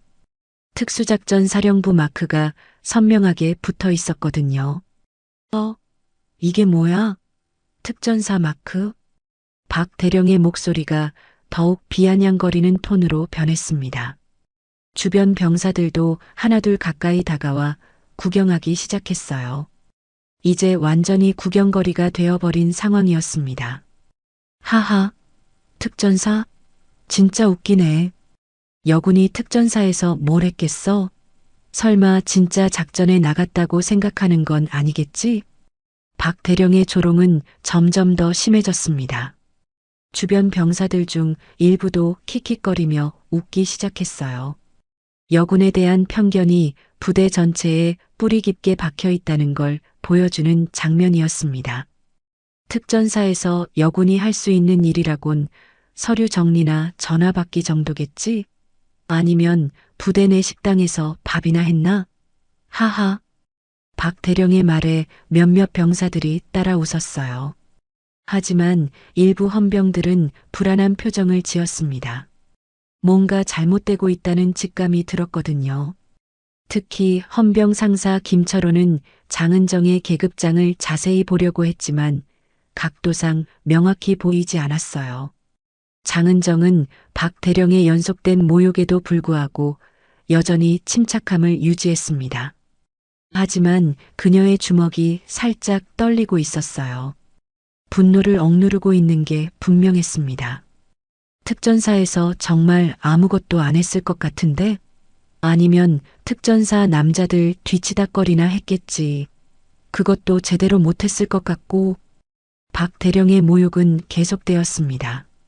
이제는 성희롱에 가까운 발언까지 서슴지 않았어요. 주변 분위기는 점점 더 험악해졌습니다. 장은정이 드디어 입을 열었어요. 목소리는 낮고 차분했지만 그 안에 담긴 분노는 누구나 느낄 수 있었습니다. 그 말씀 그대로 기억하겠습니다. 박영수 대령. 박 대령은 자신의 이름이 다시 불리자 순간 움찔했어요. 하지만 이내 더욱 화를 냈습니다. 뭐, 또 반말이야? 여군 주제에 감히 선배한테 반말을 해? 게다가 특전사 출신이라고 거만해진 거야? 박 대령이 장은정에게 한 걸음 더 다가갔습니다. 이제 거의 위협적인 자세였어요. 하지만 장은정은 전혀 물러서지 않았습니다. 오히려 박 대령을 똑바로 쳐다보며 서 있었죠. 특전사에서 뭘 했는지는 모르겠지만 여기서는 내가 선배야. 알겠어? 여군은 남자 선배한테 고개 숙이고 인사나 제대로 해. 그때 장은정이 박 대령의 얼굴을 더욱 자세히 들여다봤어요. 뭔가 익숙한 얼굴이라는 생각이 들었거든요. 특히 그의 왼쪽 이마에 있는 작은 흉터가 기억을 자극했습니다. 잠깐, 당신 혹시... 장은정이 뭔가 말하려던 순간 박 대령이 그녀의 말을 가로막았어요. 뭘 잠깐이야. 지금 당장 여기서 나가지 않으면 헌병을 부를 거야. 무단 침입으로. 박 대령은 이제 완전히 흥분 상태였습니다. 주변 헌병들을 향해 손짓을 했어요. 헌병들, 이 여군을 부대 밖으로 내보내. 지금 당장. 하지만 헌병들은 당황스러운 표정으로 서로를 바라봤을 뿐 움직이지 않았어요. 뭔가 잘못되고 있다는 느낌이 들었거든요. 특히 장은정의 당당한 자세와 침착한 태도가 평범한 여군 장교와는 달라 보였습니다. 헌병 상사 김철호가 조심스럽게 입을 열었어요. 대령님, 혹시 이분이 어떤 분인지 확인해 보는 게... 뭘 확인해? 여군이면 다 똑같아. 당장 내보내라고. 박 대령의 고함에 헌병들은 어쩔 수 없이 장은정 쪽으로 다가갔어요. 하지만 여전히 망설이는 기색이 역력했습니다. 장은정은 더 이상 이 상황을 지속할 필요가 없다고 판단했어요. 자신이 원하는 정보는 충분히 얻었거든요. 이 부대의 여군에 대한 인식 수준과 박 대령의 성격을 완벽하게 파악했습니다. 알겠습니다. 나가죠. 장은정이 담담하게 말하며 SUV 쪽으로 향했어요. 하지만 박 대령은 여기서 그치지 않았습니다. 그는 급하게 근처에 있던 군용 지프로 달려가 시동을 걸었어요. 어디 가려고 해? 아직 끝나지 않았어. 박 대령이 지프를 몰고 장은정의 SUV 앞을 가로막았습니다.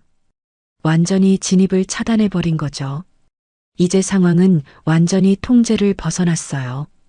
당신 같은 여군은 다시는 이 부대에 얼씬도 하지 마. 알겠어? 박 대령이 지프에서 내리며 계속 고함을 쳤습니다. 주변에는 이제 수십 명의 병사들이 모여들었어요. 모든 사람이 이 전대미문의 상황을 지켜보고 있었습니다. 장은정은 잠시 숨을 고르며 상황을 정리했어요. 지금 여기서 신분을 밝히고 박 대령을 제압할 수도 있었지만 그렇게 되면 자신의 계획이 물거품이 될 것 같았습니다. 더 큰 그림을 위해서는 잠시 참는 게 나을 것 같았어요. 결국 장은정은 SUV를 후진시켜 돌려나갔습니다. 박 대령은 그 모습을 보며 승리한 듯 큰 소리로 웃었어요. 하지만 무언가 섬뜩한 느낌도 동시에 들었습니다. 장은정의 마지막 눈빛이 예사롭지 않았거든요. 부대 안쪽에서는 이미 이 사건이 화제가 되고 있었어요. 대령이 여군 장교를 공개적으로 모욕하고 쫓아냈다는 소문이 빛의 속도로 퍼져나갔습니다. 하지만 아직 아무도 그 여군이 바로 신임 사단장이라는 사실은 몰랐어요. 장은정이 부대를 떠난 후 제7기계화 보병사단 내부는 술렁이고 있었습니다. 정문에서 벌어진 충격적인 사건이 부대 곳곳으로 빠르게 퍼져나가고 있었어요. 병사들 사이에서는 휴대폰 메시지와 은밀한 대화를 통해 이야기가 전해졌습니다. 대부분은 박 대령의 과격한 행동에 당황했지만 일부는 그의 편을 들기도 했어요. 부대 상황실에서는 신임 사단장 부임 준비로 한창 바쁜 상황이었습니다. 참모장인 김준석 대령을 중심으로 주요 간부들이 모여 취임식 준비를 점검하고 있었어요. 하지만 분위기가 평소와 달랐습니다. 신임 사단장이 여군이라는 소식이 공식적으로 전해진 후부터 부대 전체에 미묘한 긴장감이 흐르고 있었거든요. 취임식 준비 상황 보고하겠습니다. 작전과장 이성민 중령이 서류를 들고 발표를 시작했어요. 하지만 회의실 한쪽에 앉아있던 박 대령의 표정이 매우 불쾌해 보였습니다. 아직도 아침에 있었던 일로 기분이 상해 있었던 거죠. 연병장 설치 완료, 의장대 준비 완료, 그리고 잠깐. 박 대령이 갑자기 회의를 가로막으며 일어났어요. 모든 시선이 그에게 집중됐습니다. 이 모든 준비가 과연 의미가 있을까요? 신임 사단장이 여자라면서요? 회의실 분위기가 급속도로 차가워졌습니다. 참모장 김준석 대령이 당황한 표정으로 박 대령을 바라봤어요. 박 대령, 지금 무슨 말을 하는 거요? 제가 말하는 게 틀렸나요? 여자가 사단장이라니 이게 말이 됩니까? 부대가 무슨 유치원인 줄 아나요? 박 대령의 목소리가 점점 커졌습니다. 다른 참석자들은 당황해서 서로를 바라보기만 했어요. 이런 공개적인 반발은 예상하지 못했거든요. 더군다나 오늘 아침에 어떤 건방진 여군이 와서 사단장실을 찾더라고요. 아마 새로 오는 여군 사단장 부류겠죠. 그 오만한 태도를 보니까 벌써 짐작이 가던데요. 참모장이 급하게 말렸어요. 박 대령, 그런 말은 조심해야 해요. 혹시라도 다른 사람이 들으면 어때요? 사실인데 여자가 무슨 사단을 지휘한다고? 전쟁이 나면 어떻게 할 건데요? 적 앞에서 화장이나 고치고 있을 건가요? 박 대령의 발언은 점점 더 막 나가고 있었어요. 이제 완전히 선을 넘어서고 있었습니다. 박 대령, 그만해요. 참모장이 강하게 제지했지만 박 대령은 멈추지 않았어요. 참모장님도 속으로는 똑같이 생각하고 계시잖아요. 여자가 사단장이라니 이런 말도 안 되는 일이 어디 있어요? 군대는 남자들이 지키는 거라고요. 그때 작전과장 이성민 중령이 조심스럽게 입을 열었어요. 박 대령님, 하지만 신임 사단장께서는 특전사 출신이시고 해외 파병 경험도 풍부하시다고 들었는데. 특전사? 여군이 특전사에서 뭘 했겠어요? 서류나 정리했겠지. 진짜 작전에 나갔을 리는 없고. 박 대령의 말에 몇몇 참석자들이 불편한 표정을 지었어요. 하지만 아무도 감히 강하게 반박하지는 못했습니다. 박 대령의 부대 내 영향력이 만만치 않았거든요. 제가 단언하는데 이 부대는 여군 사단장 밑에서는 절대 제대로 굴러가지 않을 겁니다. 장병들이 어떻게 여자 상관을 진심으로 따르겠어요? 참모장이 더 이상 참을 수 없다는 표정으로 일어났어요. 박 대령, 지금 당장 그런 말을 중단하세요. 이건 명령입니다. 명령이요? 참모장님도 나중에 후회하실 겁니다. 여군 사단장 밑에서 일하게 되는 것을 말이에요. 박 대령이 마지막으로 독설을 퍼부으며 회의실을 나가버렸어요.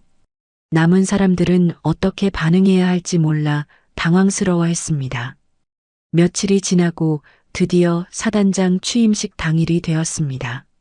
새벽부터 부대 전체가 분주하게 움직였어요.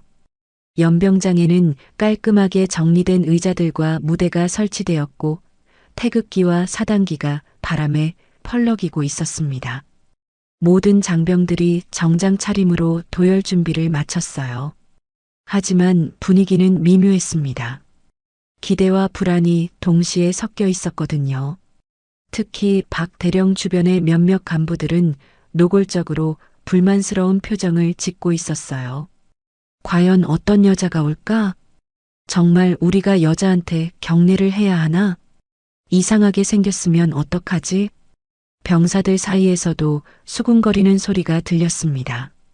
대부분은 호기심 반, 걱정 반이었어요. 오전 10시 취임식 시작 30분 전이었습니다. 귀빈석에는 국방부에서 온 고위 인사들과 지역 인사들이 자리를 잡았어요. 하지만 정작 주인공인 신임 사단장은 아직 나타나지 않았습니다. 박 대령은 의도적으로 귀빈석 근처를 서성이며 자신의 존재감을 드러내고 있었어요.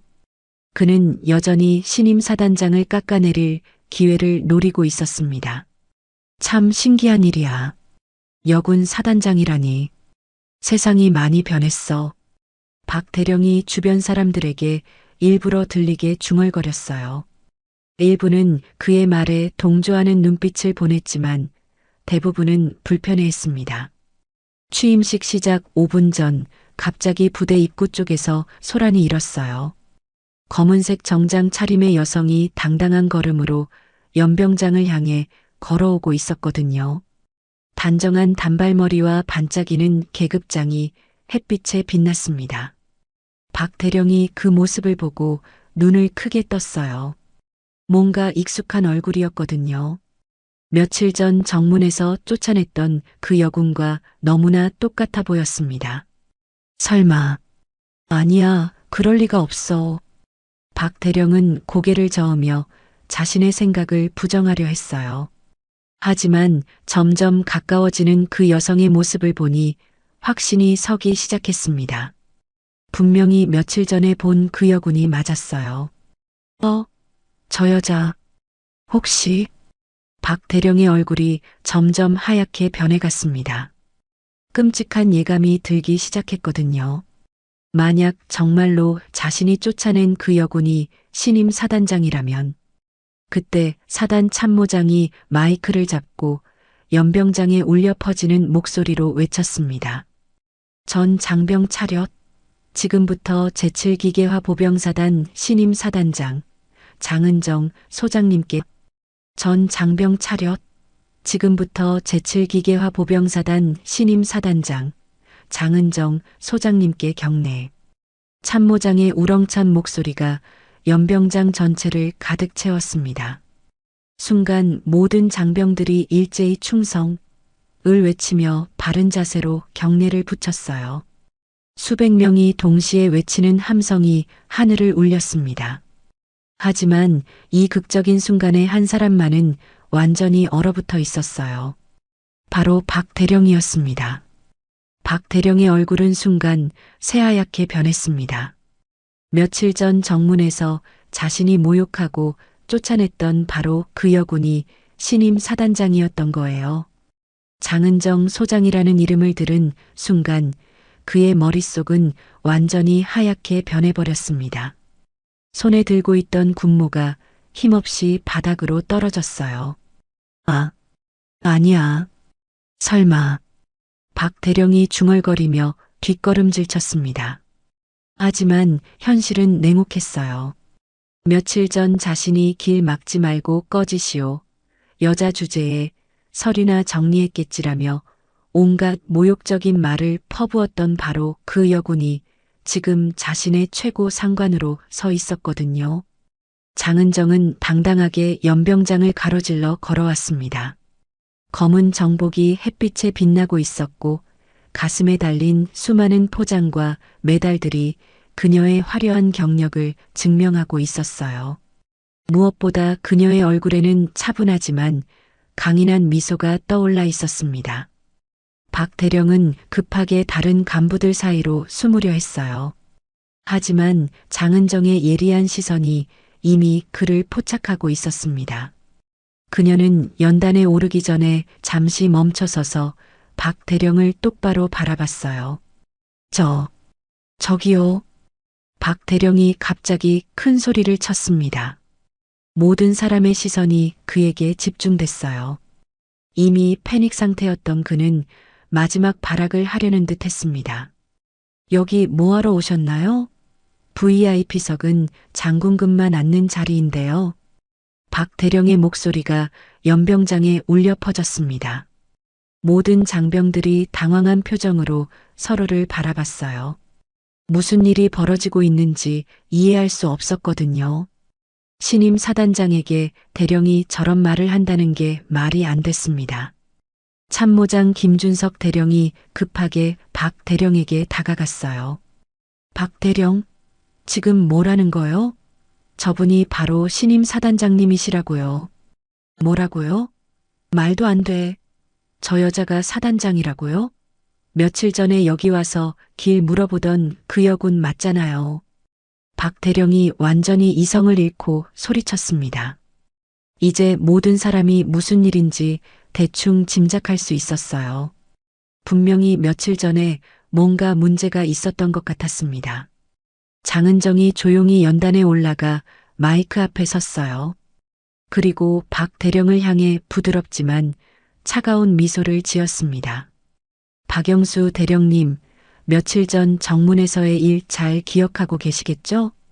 장은정의 목소리가 확성기를 통해 연병장 전체에 퍼졌습니다. 박 대령의 얼굴이 더욱 하얗게 변했어요. 이제 모든 게 공개될 순간이었습니다. 특히 길 막지 말고 꺼지시오라고 하셨던 말씀, 그리고 사단장실이 아무나 가는 곳인 줄 아나고 하셨던 말씀도요. 연병장이 완전히 조용해졌습니다. 바람 소리만이 고요함을 깨뜨리고 있었어요. 모든 장병들이 숨을 죽이고 이 상황을 지켜보고 있었습니다. 아닙니다. 그때는 몰랐어서. 박 대령이 변명하려 했지만 장은정이 손을 들어 그를 제지했어요. 아직 끝나지 않았습니다. 여군이 특전사에서 뭘 했겠어? 서류 정리했나? 라고도 하셨죠. 그리고 여자 주제라는 표현도 사용하셨고요. 박 대령이 뒷걸음질치며 고개를 저었어요. 그런 말은 안 했습니다. 오해입니다. 오해요? 그럼 여군은 남자 선배한테 고개 숙이고 인사나 제대로 해라는 말씀도 오해인가요? 장은정의 말 한마디 한마디가 박 대령에게는 치명타였습니다. 그는 완전히 궁지에 몰렸어요. 주변 간부들도 그를 바라보는 시선이 차갑게 변하고 있었습니다. 그리고 가장 인상 깊었던 건 여자가 사단장이라니 부대가 무슨 학원인 줄 아나라는 발언이었어요. 회의실에서 하신 말씀이죠. 이번에는 참석했던 간부들이 깜짝 놀랐습니다. 어떻게 장은정이 며칠 전 회의실에서의 대화를 알고 있는 걸까요? 분명히 그녀는 그때 그 자리에 없었는데 말이에요. 박 대령이 완전히 무너졌습니다. 사단장님, 죄송합니다. 정말 몰랐어서. 몰랐다고요? 제가 누구인지 모르셨다고 해서 그런 말을 해도 되는 건가요? 여군이라는 이유만으로 그렇게 대해도 되는 건가요? 장은정의 목소리에 분노가 서려 있었습니다. 하지만 동시에 차분함도 유지하고 있었어요. 완벽한 통제력을 보여주고 있었습니다. 특전사에서 서류만 정리했을 거라고 하셨죠? 제가 정말 뭘 했는지 알고 싶으세요? 장은정이 주머니에서 한 장의 사진을 꺼냈습니다. 그리고 그것을 확성기 앞에서 높이 들어 보였어요. 이 사진을 보세요. 10년 전 아프가니스탄 파병 당시입니다. 사진 속에는 군복을 입은 장은정이 부상당한 병사를 등에 업고 뛰고 있는 모습이 담겨 있었어요. 총탄이 빗발치는 전장에서 동료를 구하려는 그녀의 필사적인 모습이었습니다. 이 부상병이 누군지 아세요? 장은정이 박 대령을 똑바로 바라보며 말했어요. 박 대령의 얼굴이 점점 더 창백해졌습니다. 바로 박영수 대령, 당신입니다. 연병장이 완전히 술렁였습니다. 모든 장병들이 충격에 빠졌어요.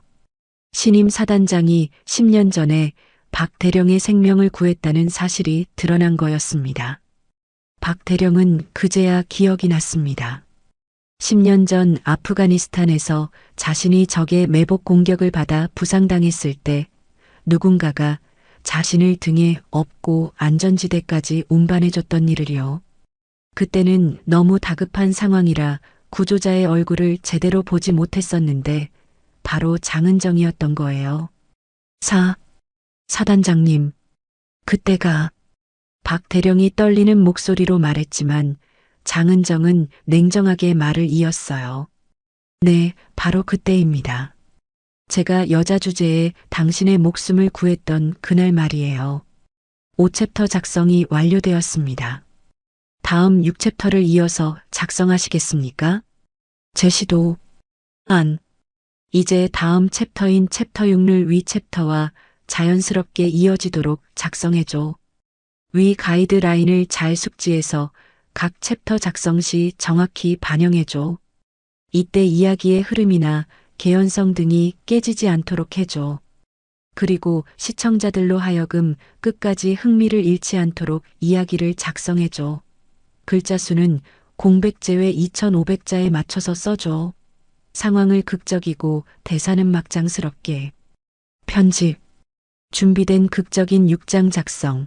여군 차별과 갈등 최고조. 1초. 이제 6챕터를 작성해야 한다. 시놉시스를 보면 6챕터는 진실의 폭로라는 제목으로 장은정이 연설에서 여군으로서 받은 차별과 모욕을 풀어내고 마지막에 10년 전 해외 파병 현장에서 부상당한 병사를 등에 업고 뛰는 사진을 보여주는데 그 부상병이 바로 박 대령이라는 것이 드러나는 내용이다. 5챕터에서 이미 사진을 공개하고 박 대령이 그때 부상병이었다는 것이 드러났으므로 6챕터에서는 이 상황을 더욱 극적으로 발전시켜야 한다. 장은정의 연설을 통해 여군 차별의 현실을 폭로하고 박 대령의 반응과 부대 전체의 반응을 그려야 한다. 3막 구조에서 2막의 마지막 부분에 해당하므로 갈등이 최고조에 달해야 한다. 그리고 시청자들이 흥미를 잃지 않도록 극적이고 막장스러운 대사들을 넣어야 한다.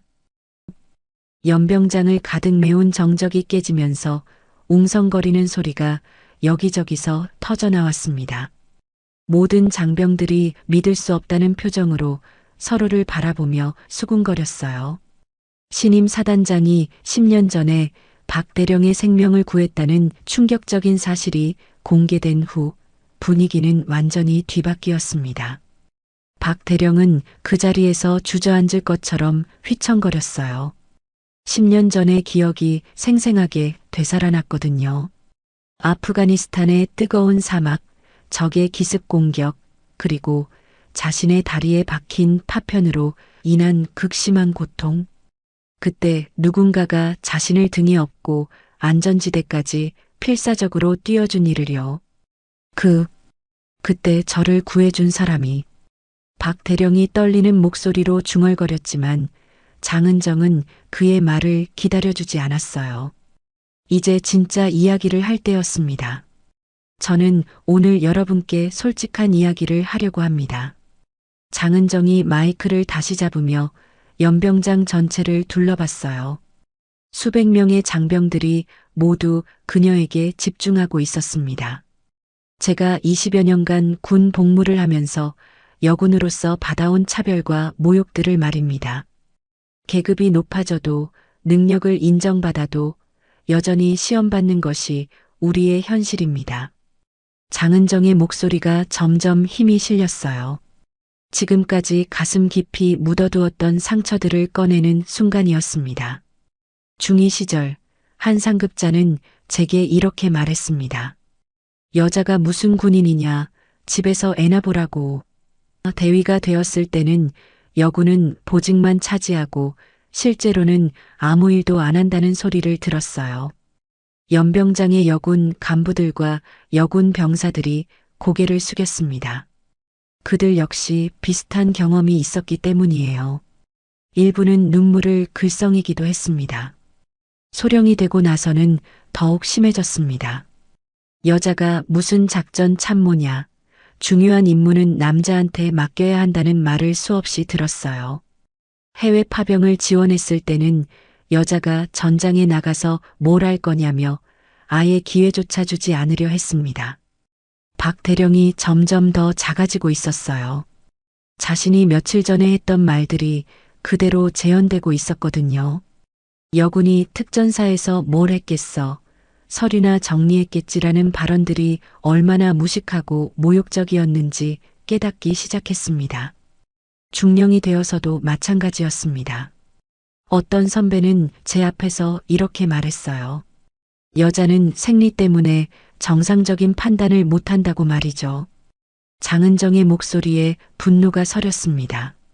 하지만 동시에 슬픔도 묻어 있었어요.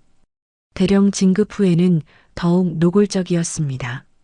여자가 연대장을 하면 부대 기강이 무너진다. 남자 부하들이 여자 상관을 어떻게 존경하겠냐는 말들을 공공연히 들었어요. 연병장에 있던 남성 간부들 중 일부가 부끄러운 표정을 지었습니다. 자신들도 비슷한 생각을 가지고 있었다는 것을 인정할 수밖에 없었거든요. 그리고 마침내 준장이 되었을 때 한 장성이 제게 이렇게 말했습니다. 장은정이 잠시 말을 멈추며 깊은 숨을 쉬었어요. 가장 아픈 기억을 꺼내는 순간이었습니다. 여자 주제에 별을 달면 별이 아니라 흉터만 남는다고 말이에요. 이 말에 연병장이 완전히 조용해졌습니다. 너무나 충격적이고 모욕적인 발언이었기 때문이에요. 하지만 저는 포기하지 않았습니다. 왜냐하면 저 혼자만의 문제가 아니라고 생각했기 때문입니다. 제가 무너지면 저 뒤에 있는 수많은 여군 후배들도 똑같은 고통을 겪게 될 테니까요. 장은정이 연병장에 서 있는 여군들을 바라봤어요. 그들의 눈에는 희망과 감사의 빛이 어려 있었습니다. 그래서 저는 오늘 이 자리에 섰습니다. 더 이상 여자라서라는 이유로 차별받지 않는 군대를 만들기 위해서 말입니다. 장은정의 외침에 일부 장병들이 박수를 치기 시작했어요. 처음에는 몇몇이었지만 점점 더 많은 사람들이 동조했습니다. 그때 박 대령이 갑자기 앞으로 나왔어요. 그의 얼굴은 눈물로 범벅이 되어 있었습니다. 사단장님, 정말 죄송합니다. 박 대령이 무릎을 꿇으며 큰 소리로 외쳤어요. 연병장의 모든 사람이 그를 바라봤습니다.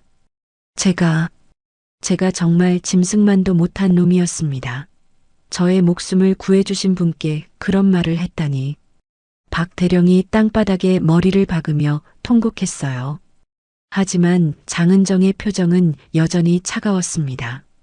박 대령, 지금 우는 이유가 제가 당신을 구해줬기 때문인가요?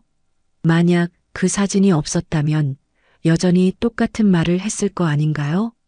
장은정의 날카로운 지적에 박 대령이 더욱 큰 소리로 울기 시작했어요. 아닙니다. 정말 아닙니다. 제가 잘못했습니다. 잘못이 뭔지 정확히 말해보세요. 장은정이 냉정하게 물었어요. 박 대령이 눈물을 훔치며 떨리는 목소리로 대답했습니다. 여군을 차별한 것, 모욕한 것, 그리고 사단장님을 무시한 것. 그게 다인가요? 아닙니다. 제가 여자라는 이유만으로 깔보고 능력을 인정하지 않으려 했습니다. 그게 가장 큰 잘못이었습니다. 장은정이 고개를 끄덕였어요. 박 대령이 진정으로 자신의 잘못을 깨달았다는 것을 확인했습니다. 박 대령, 당신뿐만 아니라 이 자리에 있는 모든 분들에게 말씀드립니다. 저는 여러분의 사단장이 되었습니다. 여자라서가 아니라 능력 때문입니다. 그리고 앞으로 이 부대에서는 성별로 차별하는 일이 없을 것입니다. 장은정의 단호한 선언에 연병장이 다시 조용해졌어요. 우리는 이 벽을 부숴야 합니다. 여군이든 남군이든 오직 실력과 인품으로만 평가받는 부대를 만들어야 합니다. 그것이 바로 제가 이 자리에 선 이유입니다. 장은정이 마지막으로 박 대령을 바라봤어요.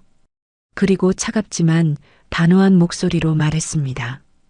박 대령, 당신의 사과는 받겠습니다. 하지만 변화하지 않는다면 용서는 없을 것입니다.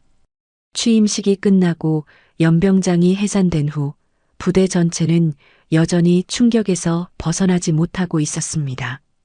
장병들은 삼삼오오 모여서 방금 목격한 믿을 수 없는 상황에 대해 수군거렸어요. 특히 박 대령이 무릎을 꿇고 사과하던 모습은 그 누구도 예상하지 못했던 장면이었거든요. 사단장님, 박 대령을 사단장실로 부르시겠습니까? 참모장 김준석 대령이 조심스럽게 물었어요. 장은정은 고개를 끄덕이며 단호하게 대답했습니다. 네, 즉시 부르세요. 할 이야기가 있습니다. 박 대령은 이미 완전히 무너진 상태였어요. 취임식장에서 벌어진 일로 인해 부대 내에서의 자신의 입지는 완전히 무너져 버렸습니다. 동료 간부들조차 그를 바라보는 시선이 차가워졌어요. 누군가 그를 사단장실로 오라고 전하자 박 대령의 얼굴은 더욱 창백해졌습니다. 박 대령님, 사단장님께서 부르십니다. 전령이 전한 말에 박 대령은 비틀거리며 일어났어요. 다리에 힘이 빠져서 제대로 걷기도 힘들었습니다. 사단장실까지 가는 길이 마치 사형장으로 가는 길처럼 느껴졌어요. 사단장실 문 앞에서 박 대령은 한참을 망설였습니다. 노크를 할 용기도 나지 않았어요. 하지만 결국 떨리는 손으로 문을 두드렸습니다. 들어오세요. 장은정의 차분한 목소리가 들렸어요. 박 대령이 문을 열고 들어가자 장은정은 책상에 앉아서 서류를 보고 있었습니다. 그는 문 앞에서 서서 어떻게 말을 꺼내야 할지 몰라 헤맸어요. 앉으세요. 장은정이 앞에 의자를 가리키며 말했어요. 하지만 박 대령은 앉지 못하고 서 있었습니다. 앉으라고 했습니다. 이번엔 명령조였어요. 박 대령이 어쩔 수 없이 의자 끝에 조심스럽게 앉았습니다. 장은정은 그를 바라보며 침묵을 유지했어요. 그 무거운 침묵이 박 대령에게는 고문과 같았습니다. 사단장님, 정말 죄송합니다. 박 대령이 떨리는 목소리로 말을 꺼냈어요. 하지만 장은정은 여전히 차갑게 그를 바라보고 있었습니다. 10년 전 아프가니스탄에서 기억나는 게 있나요? 장은정이 갑자기 질문을 던졌어요. 박 대령이 고개를 끄덕였습니다. 네, 기억납니다. 제가 적의 공격을 받아 다쳤을 때, 그때 제가 당신을 등에 업고 2km를 뛰었습니다. 총탄이 빗발치는 가운데 말이에요. 장은정의 목소리에 분노가 서렸어요. 박 대령은 더욱 고개를 숙였습니다. 그때 내가 등을 보였다면 넌 지금 여기 없었을 거야. 장은정이 반말로 말하자 박 대령이 깜짝 놀랐어요. 하지만 감히 항의할 수는 없었습니다. 사단장님, 죄송합니다. 정말 죄송합니다. 박 대령이 계속 사과만 반복했어요. 하지만 장은정의 표정은 조금도 누그러지지 않았습니다. 죄송하다고 해서 끝나는 문제가 아닙니다. 당신이 한 일이 뭔지 알고 있나요? 죄송합니다. 박 대령은 사과 외에는 아무것도 말할 수 없었어요. 장은정이 책상을 탁 치며 일어났습니다. 그만해요. 사과만 하면 다 해결되는 줄 알아요? 장은정의 목소리가 커졌어요. 박 대령이 더욱 움츠러들었습니다. 당신은 단순히 저만 모욕한 게 아니에요. 모든 여군을 모욕한 거라고요. 여자라는 이유만으로 업신여기고 차별한 거예요. 죄송합니다. 정말 죄송합니다. 또 죄송하다고요? 그럼 묻겠어요. 만약 제가 그때 당신을 구하지 않았다면 어땠을까요? 박 대령이 아무 말도 하지 못했어요. 장은정이 계속해서 추궁했습니다. 만약 제가 남자 주제에 뭘 할 수 있겠어라고 말하며 당신을 버려뒀다면, 남자는 힘만 쓸 줄 알지 머리는 나쁘잖아라고 했다면 어땠을까요? 박 대령의 얼굴이 더욱 일그러졌어요. 자신이 얼마나 잘못된 편견을 가지고 있었는지 깨닫기 시작했습니다. 하지만 저는 그런 말 한마디 하지 않고 당신을 구했어요. 왜냐하면 당신도 소중한 동료였으니까요. 성별이 중요한 게 아니라 동료이기 때문이었어요. 장은정의 말에 박 대령이 눈물을 흘리기 시작했어요. 그런데 당신은 어떻게 했나요? 저를 여자 주제라고 했어요. 생명의 은인에게 그런 말을 한 거예요. 사단장님, 정말, 제발. 박 대령이 무릎을 꿇으려 하자 장은정이 손을 들어 제지했어요. 무릎 꿇지 마세요. 그런 것으로 해결될 문제가 아니에요. 장은정이 다시 자리에 앉으며 차갑게 말했어요. 박 대령, 당신에 대한 제 결정을 말씀드리겠습니다. 박 대령이 숨을 죽이고 기다렸어요. 그의 운명이 결정되는 순간이었습니다. 오늘부로 당신은 전출 조치됩니다. 박 대령의 얼굴이 하얗게 변했어요. 전출이라는 것은 사실상 좌천을 의미했습니다. 사단장님, 제발 한 번만 기회요? 당신은 이미 기회를 받았어요. 10년 전에 제가 당신의 목숨을 구해준 것도 기회였고, 지금까지 이 부대에서 복무할 수 있었던 것도 기회였어요. 장은정의 목소리가 더욱 단호해졌어요. 하지만 당신은 그 기회들을 모두 헛되이 했습니다. 편견과 차별을 버리지 못했어요. 사단장님, 정말 후회하고 있습니다. 제발, 후회는 늦었어요. 당신이 군에서 배운 것이 뭔지 다시 생각해 보길 바랍니다. 그리고 앞으로는 성별로 사람을 판단하지 마세요. 장은정이 최종 통보를 했어요. 박 대령은 완전히 무너져 내렸습니다. 이 결정은 번복되지 않습니다. 일주일 내로 후임자에게 업무를 인수인계하고 전출 준비를 하세요. 박 대령이 마지막으로 애원했어요.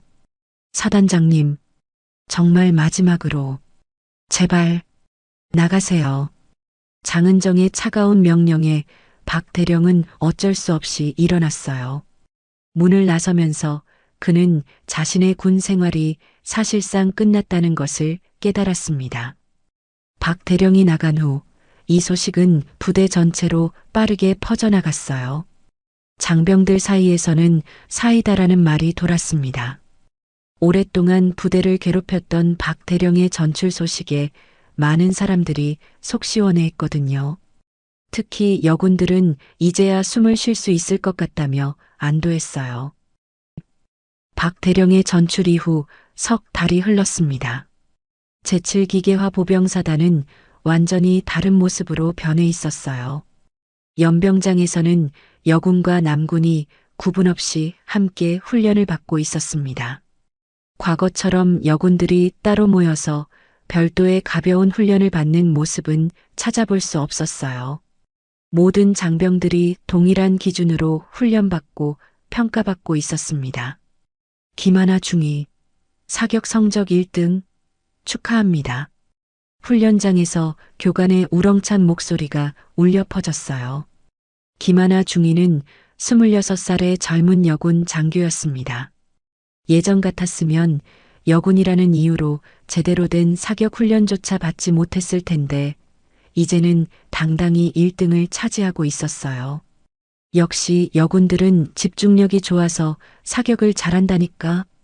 동기 남군 장교가 진심으로 축하해주며 말했어요. 과거의 비아냥거림이나 질투 섞인 반응과는 완전히 달랐습니다. 부대 회의실에서는 새로운 인사 원칙이 확고하게 자리 잡고 있었어요.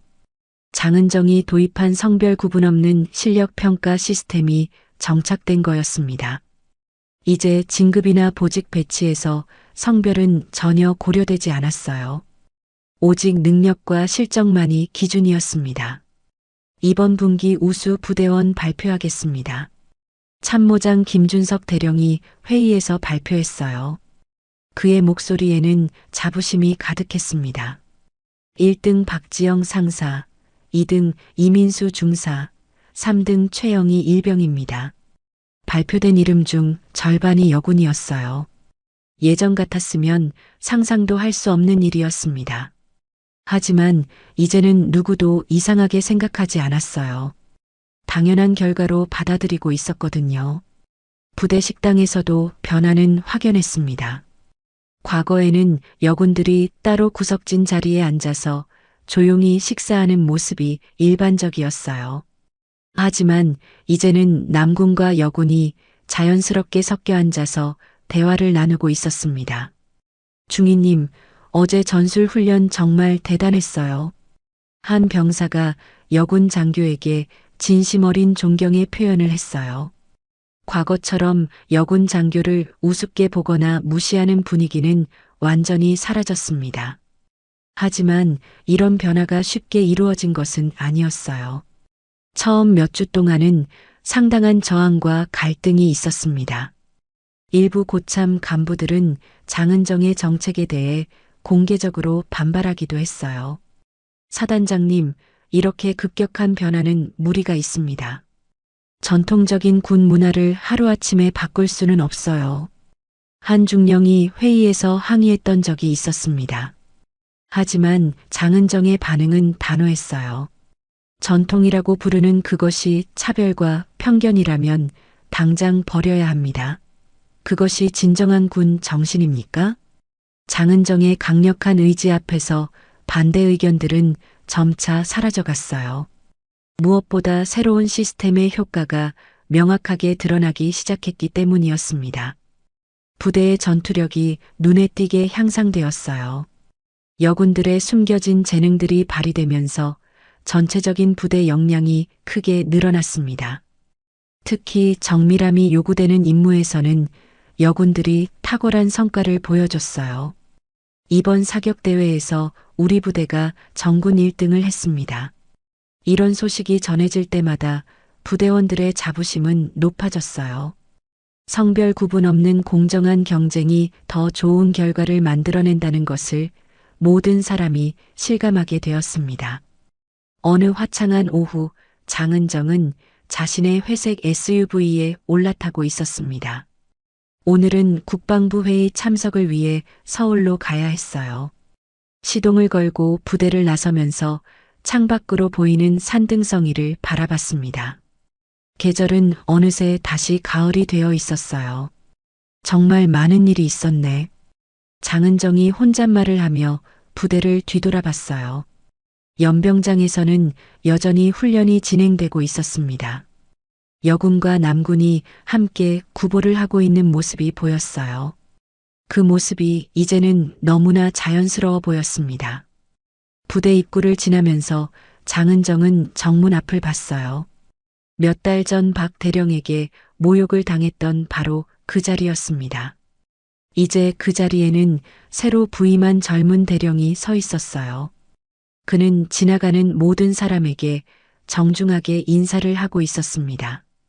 차별은 내가 받은 마지막 세대에서 끝나야 한다. 장은정이 다짐하듯 중얼거렸어요.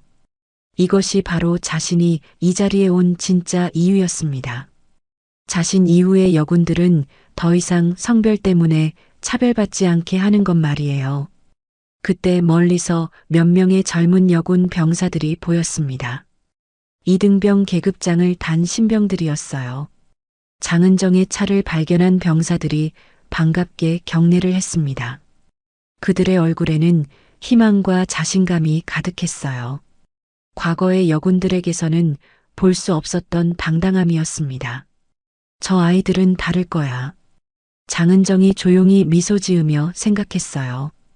저 젊은 여군들은 자신처럼 성별 때문에 차별받지 않을 거라는 확신이 들었습니다. 이제 그들은 오직 실력으로만 평가받게 될 테니까요. SUV가 부대를 완전히 벗어나자 장은정은 백미러로 부대를 마지막으로 바라봤어요. 아직 할 일이 많이 남아 있었지만 가장 중요한 변화는 이미 시작되었습니다. 이제 되돌릴 수 없는 변화였어요. 핸드폰이 울렸습니다. 참모장에게서 온 전화였어요. 사단장님, 이번 달 훈련 성과가 나왔습니다. 정군에서 최우수 부대로 선정되었다고 합니다. 정말요? 다행이네요. 장은정이 만족스럽게 대답했어요. 변화가 단순히 이상적인 구호에 그치지 않고 실질적인 성과로 이어지고 있다는 증거였습니다. 그리고 사단장님, 오늘 새로 들어온 여군 신병들이 모두 사단장님을 보고 싶어 한다고 하더라고요. 자신들의 롤모델이라면서요.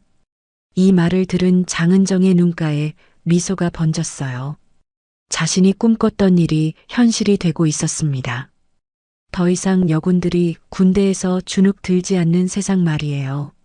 앞으로도 계속 지켜봐 주세요. 우리는 이제 시작일 뿐이니까요. 장은정이 전화를 끊고 다시 전방을 바라봤어요. 앞으로 가야 할 길이 아직 멀었지만 이미 중요한 첫걸음을 내디뎠습니다. 그리고 그 발걸음은 되돌릴 수 없는 변화의 시작이었어요.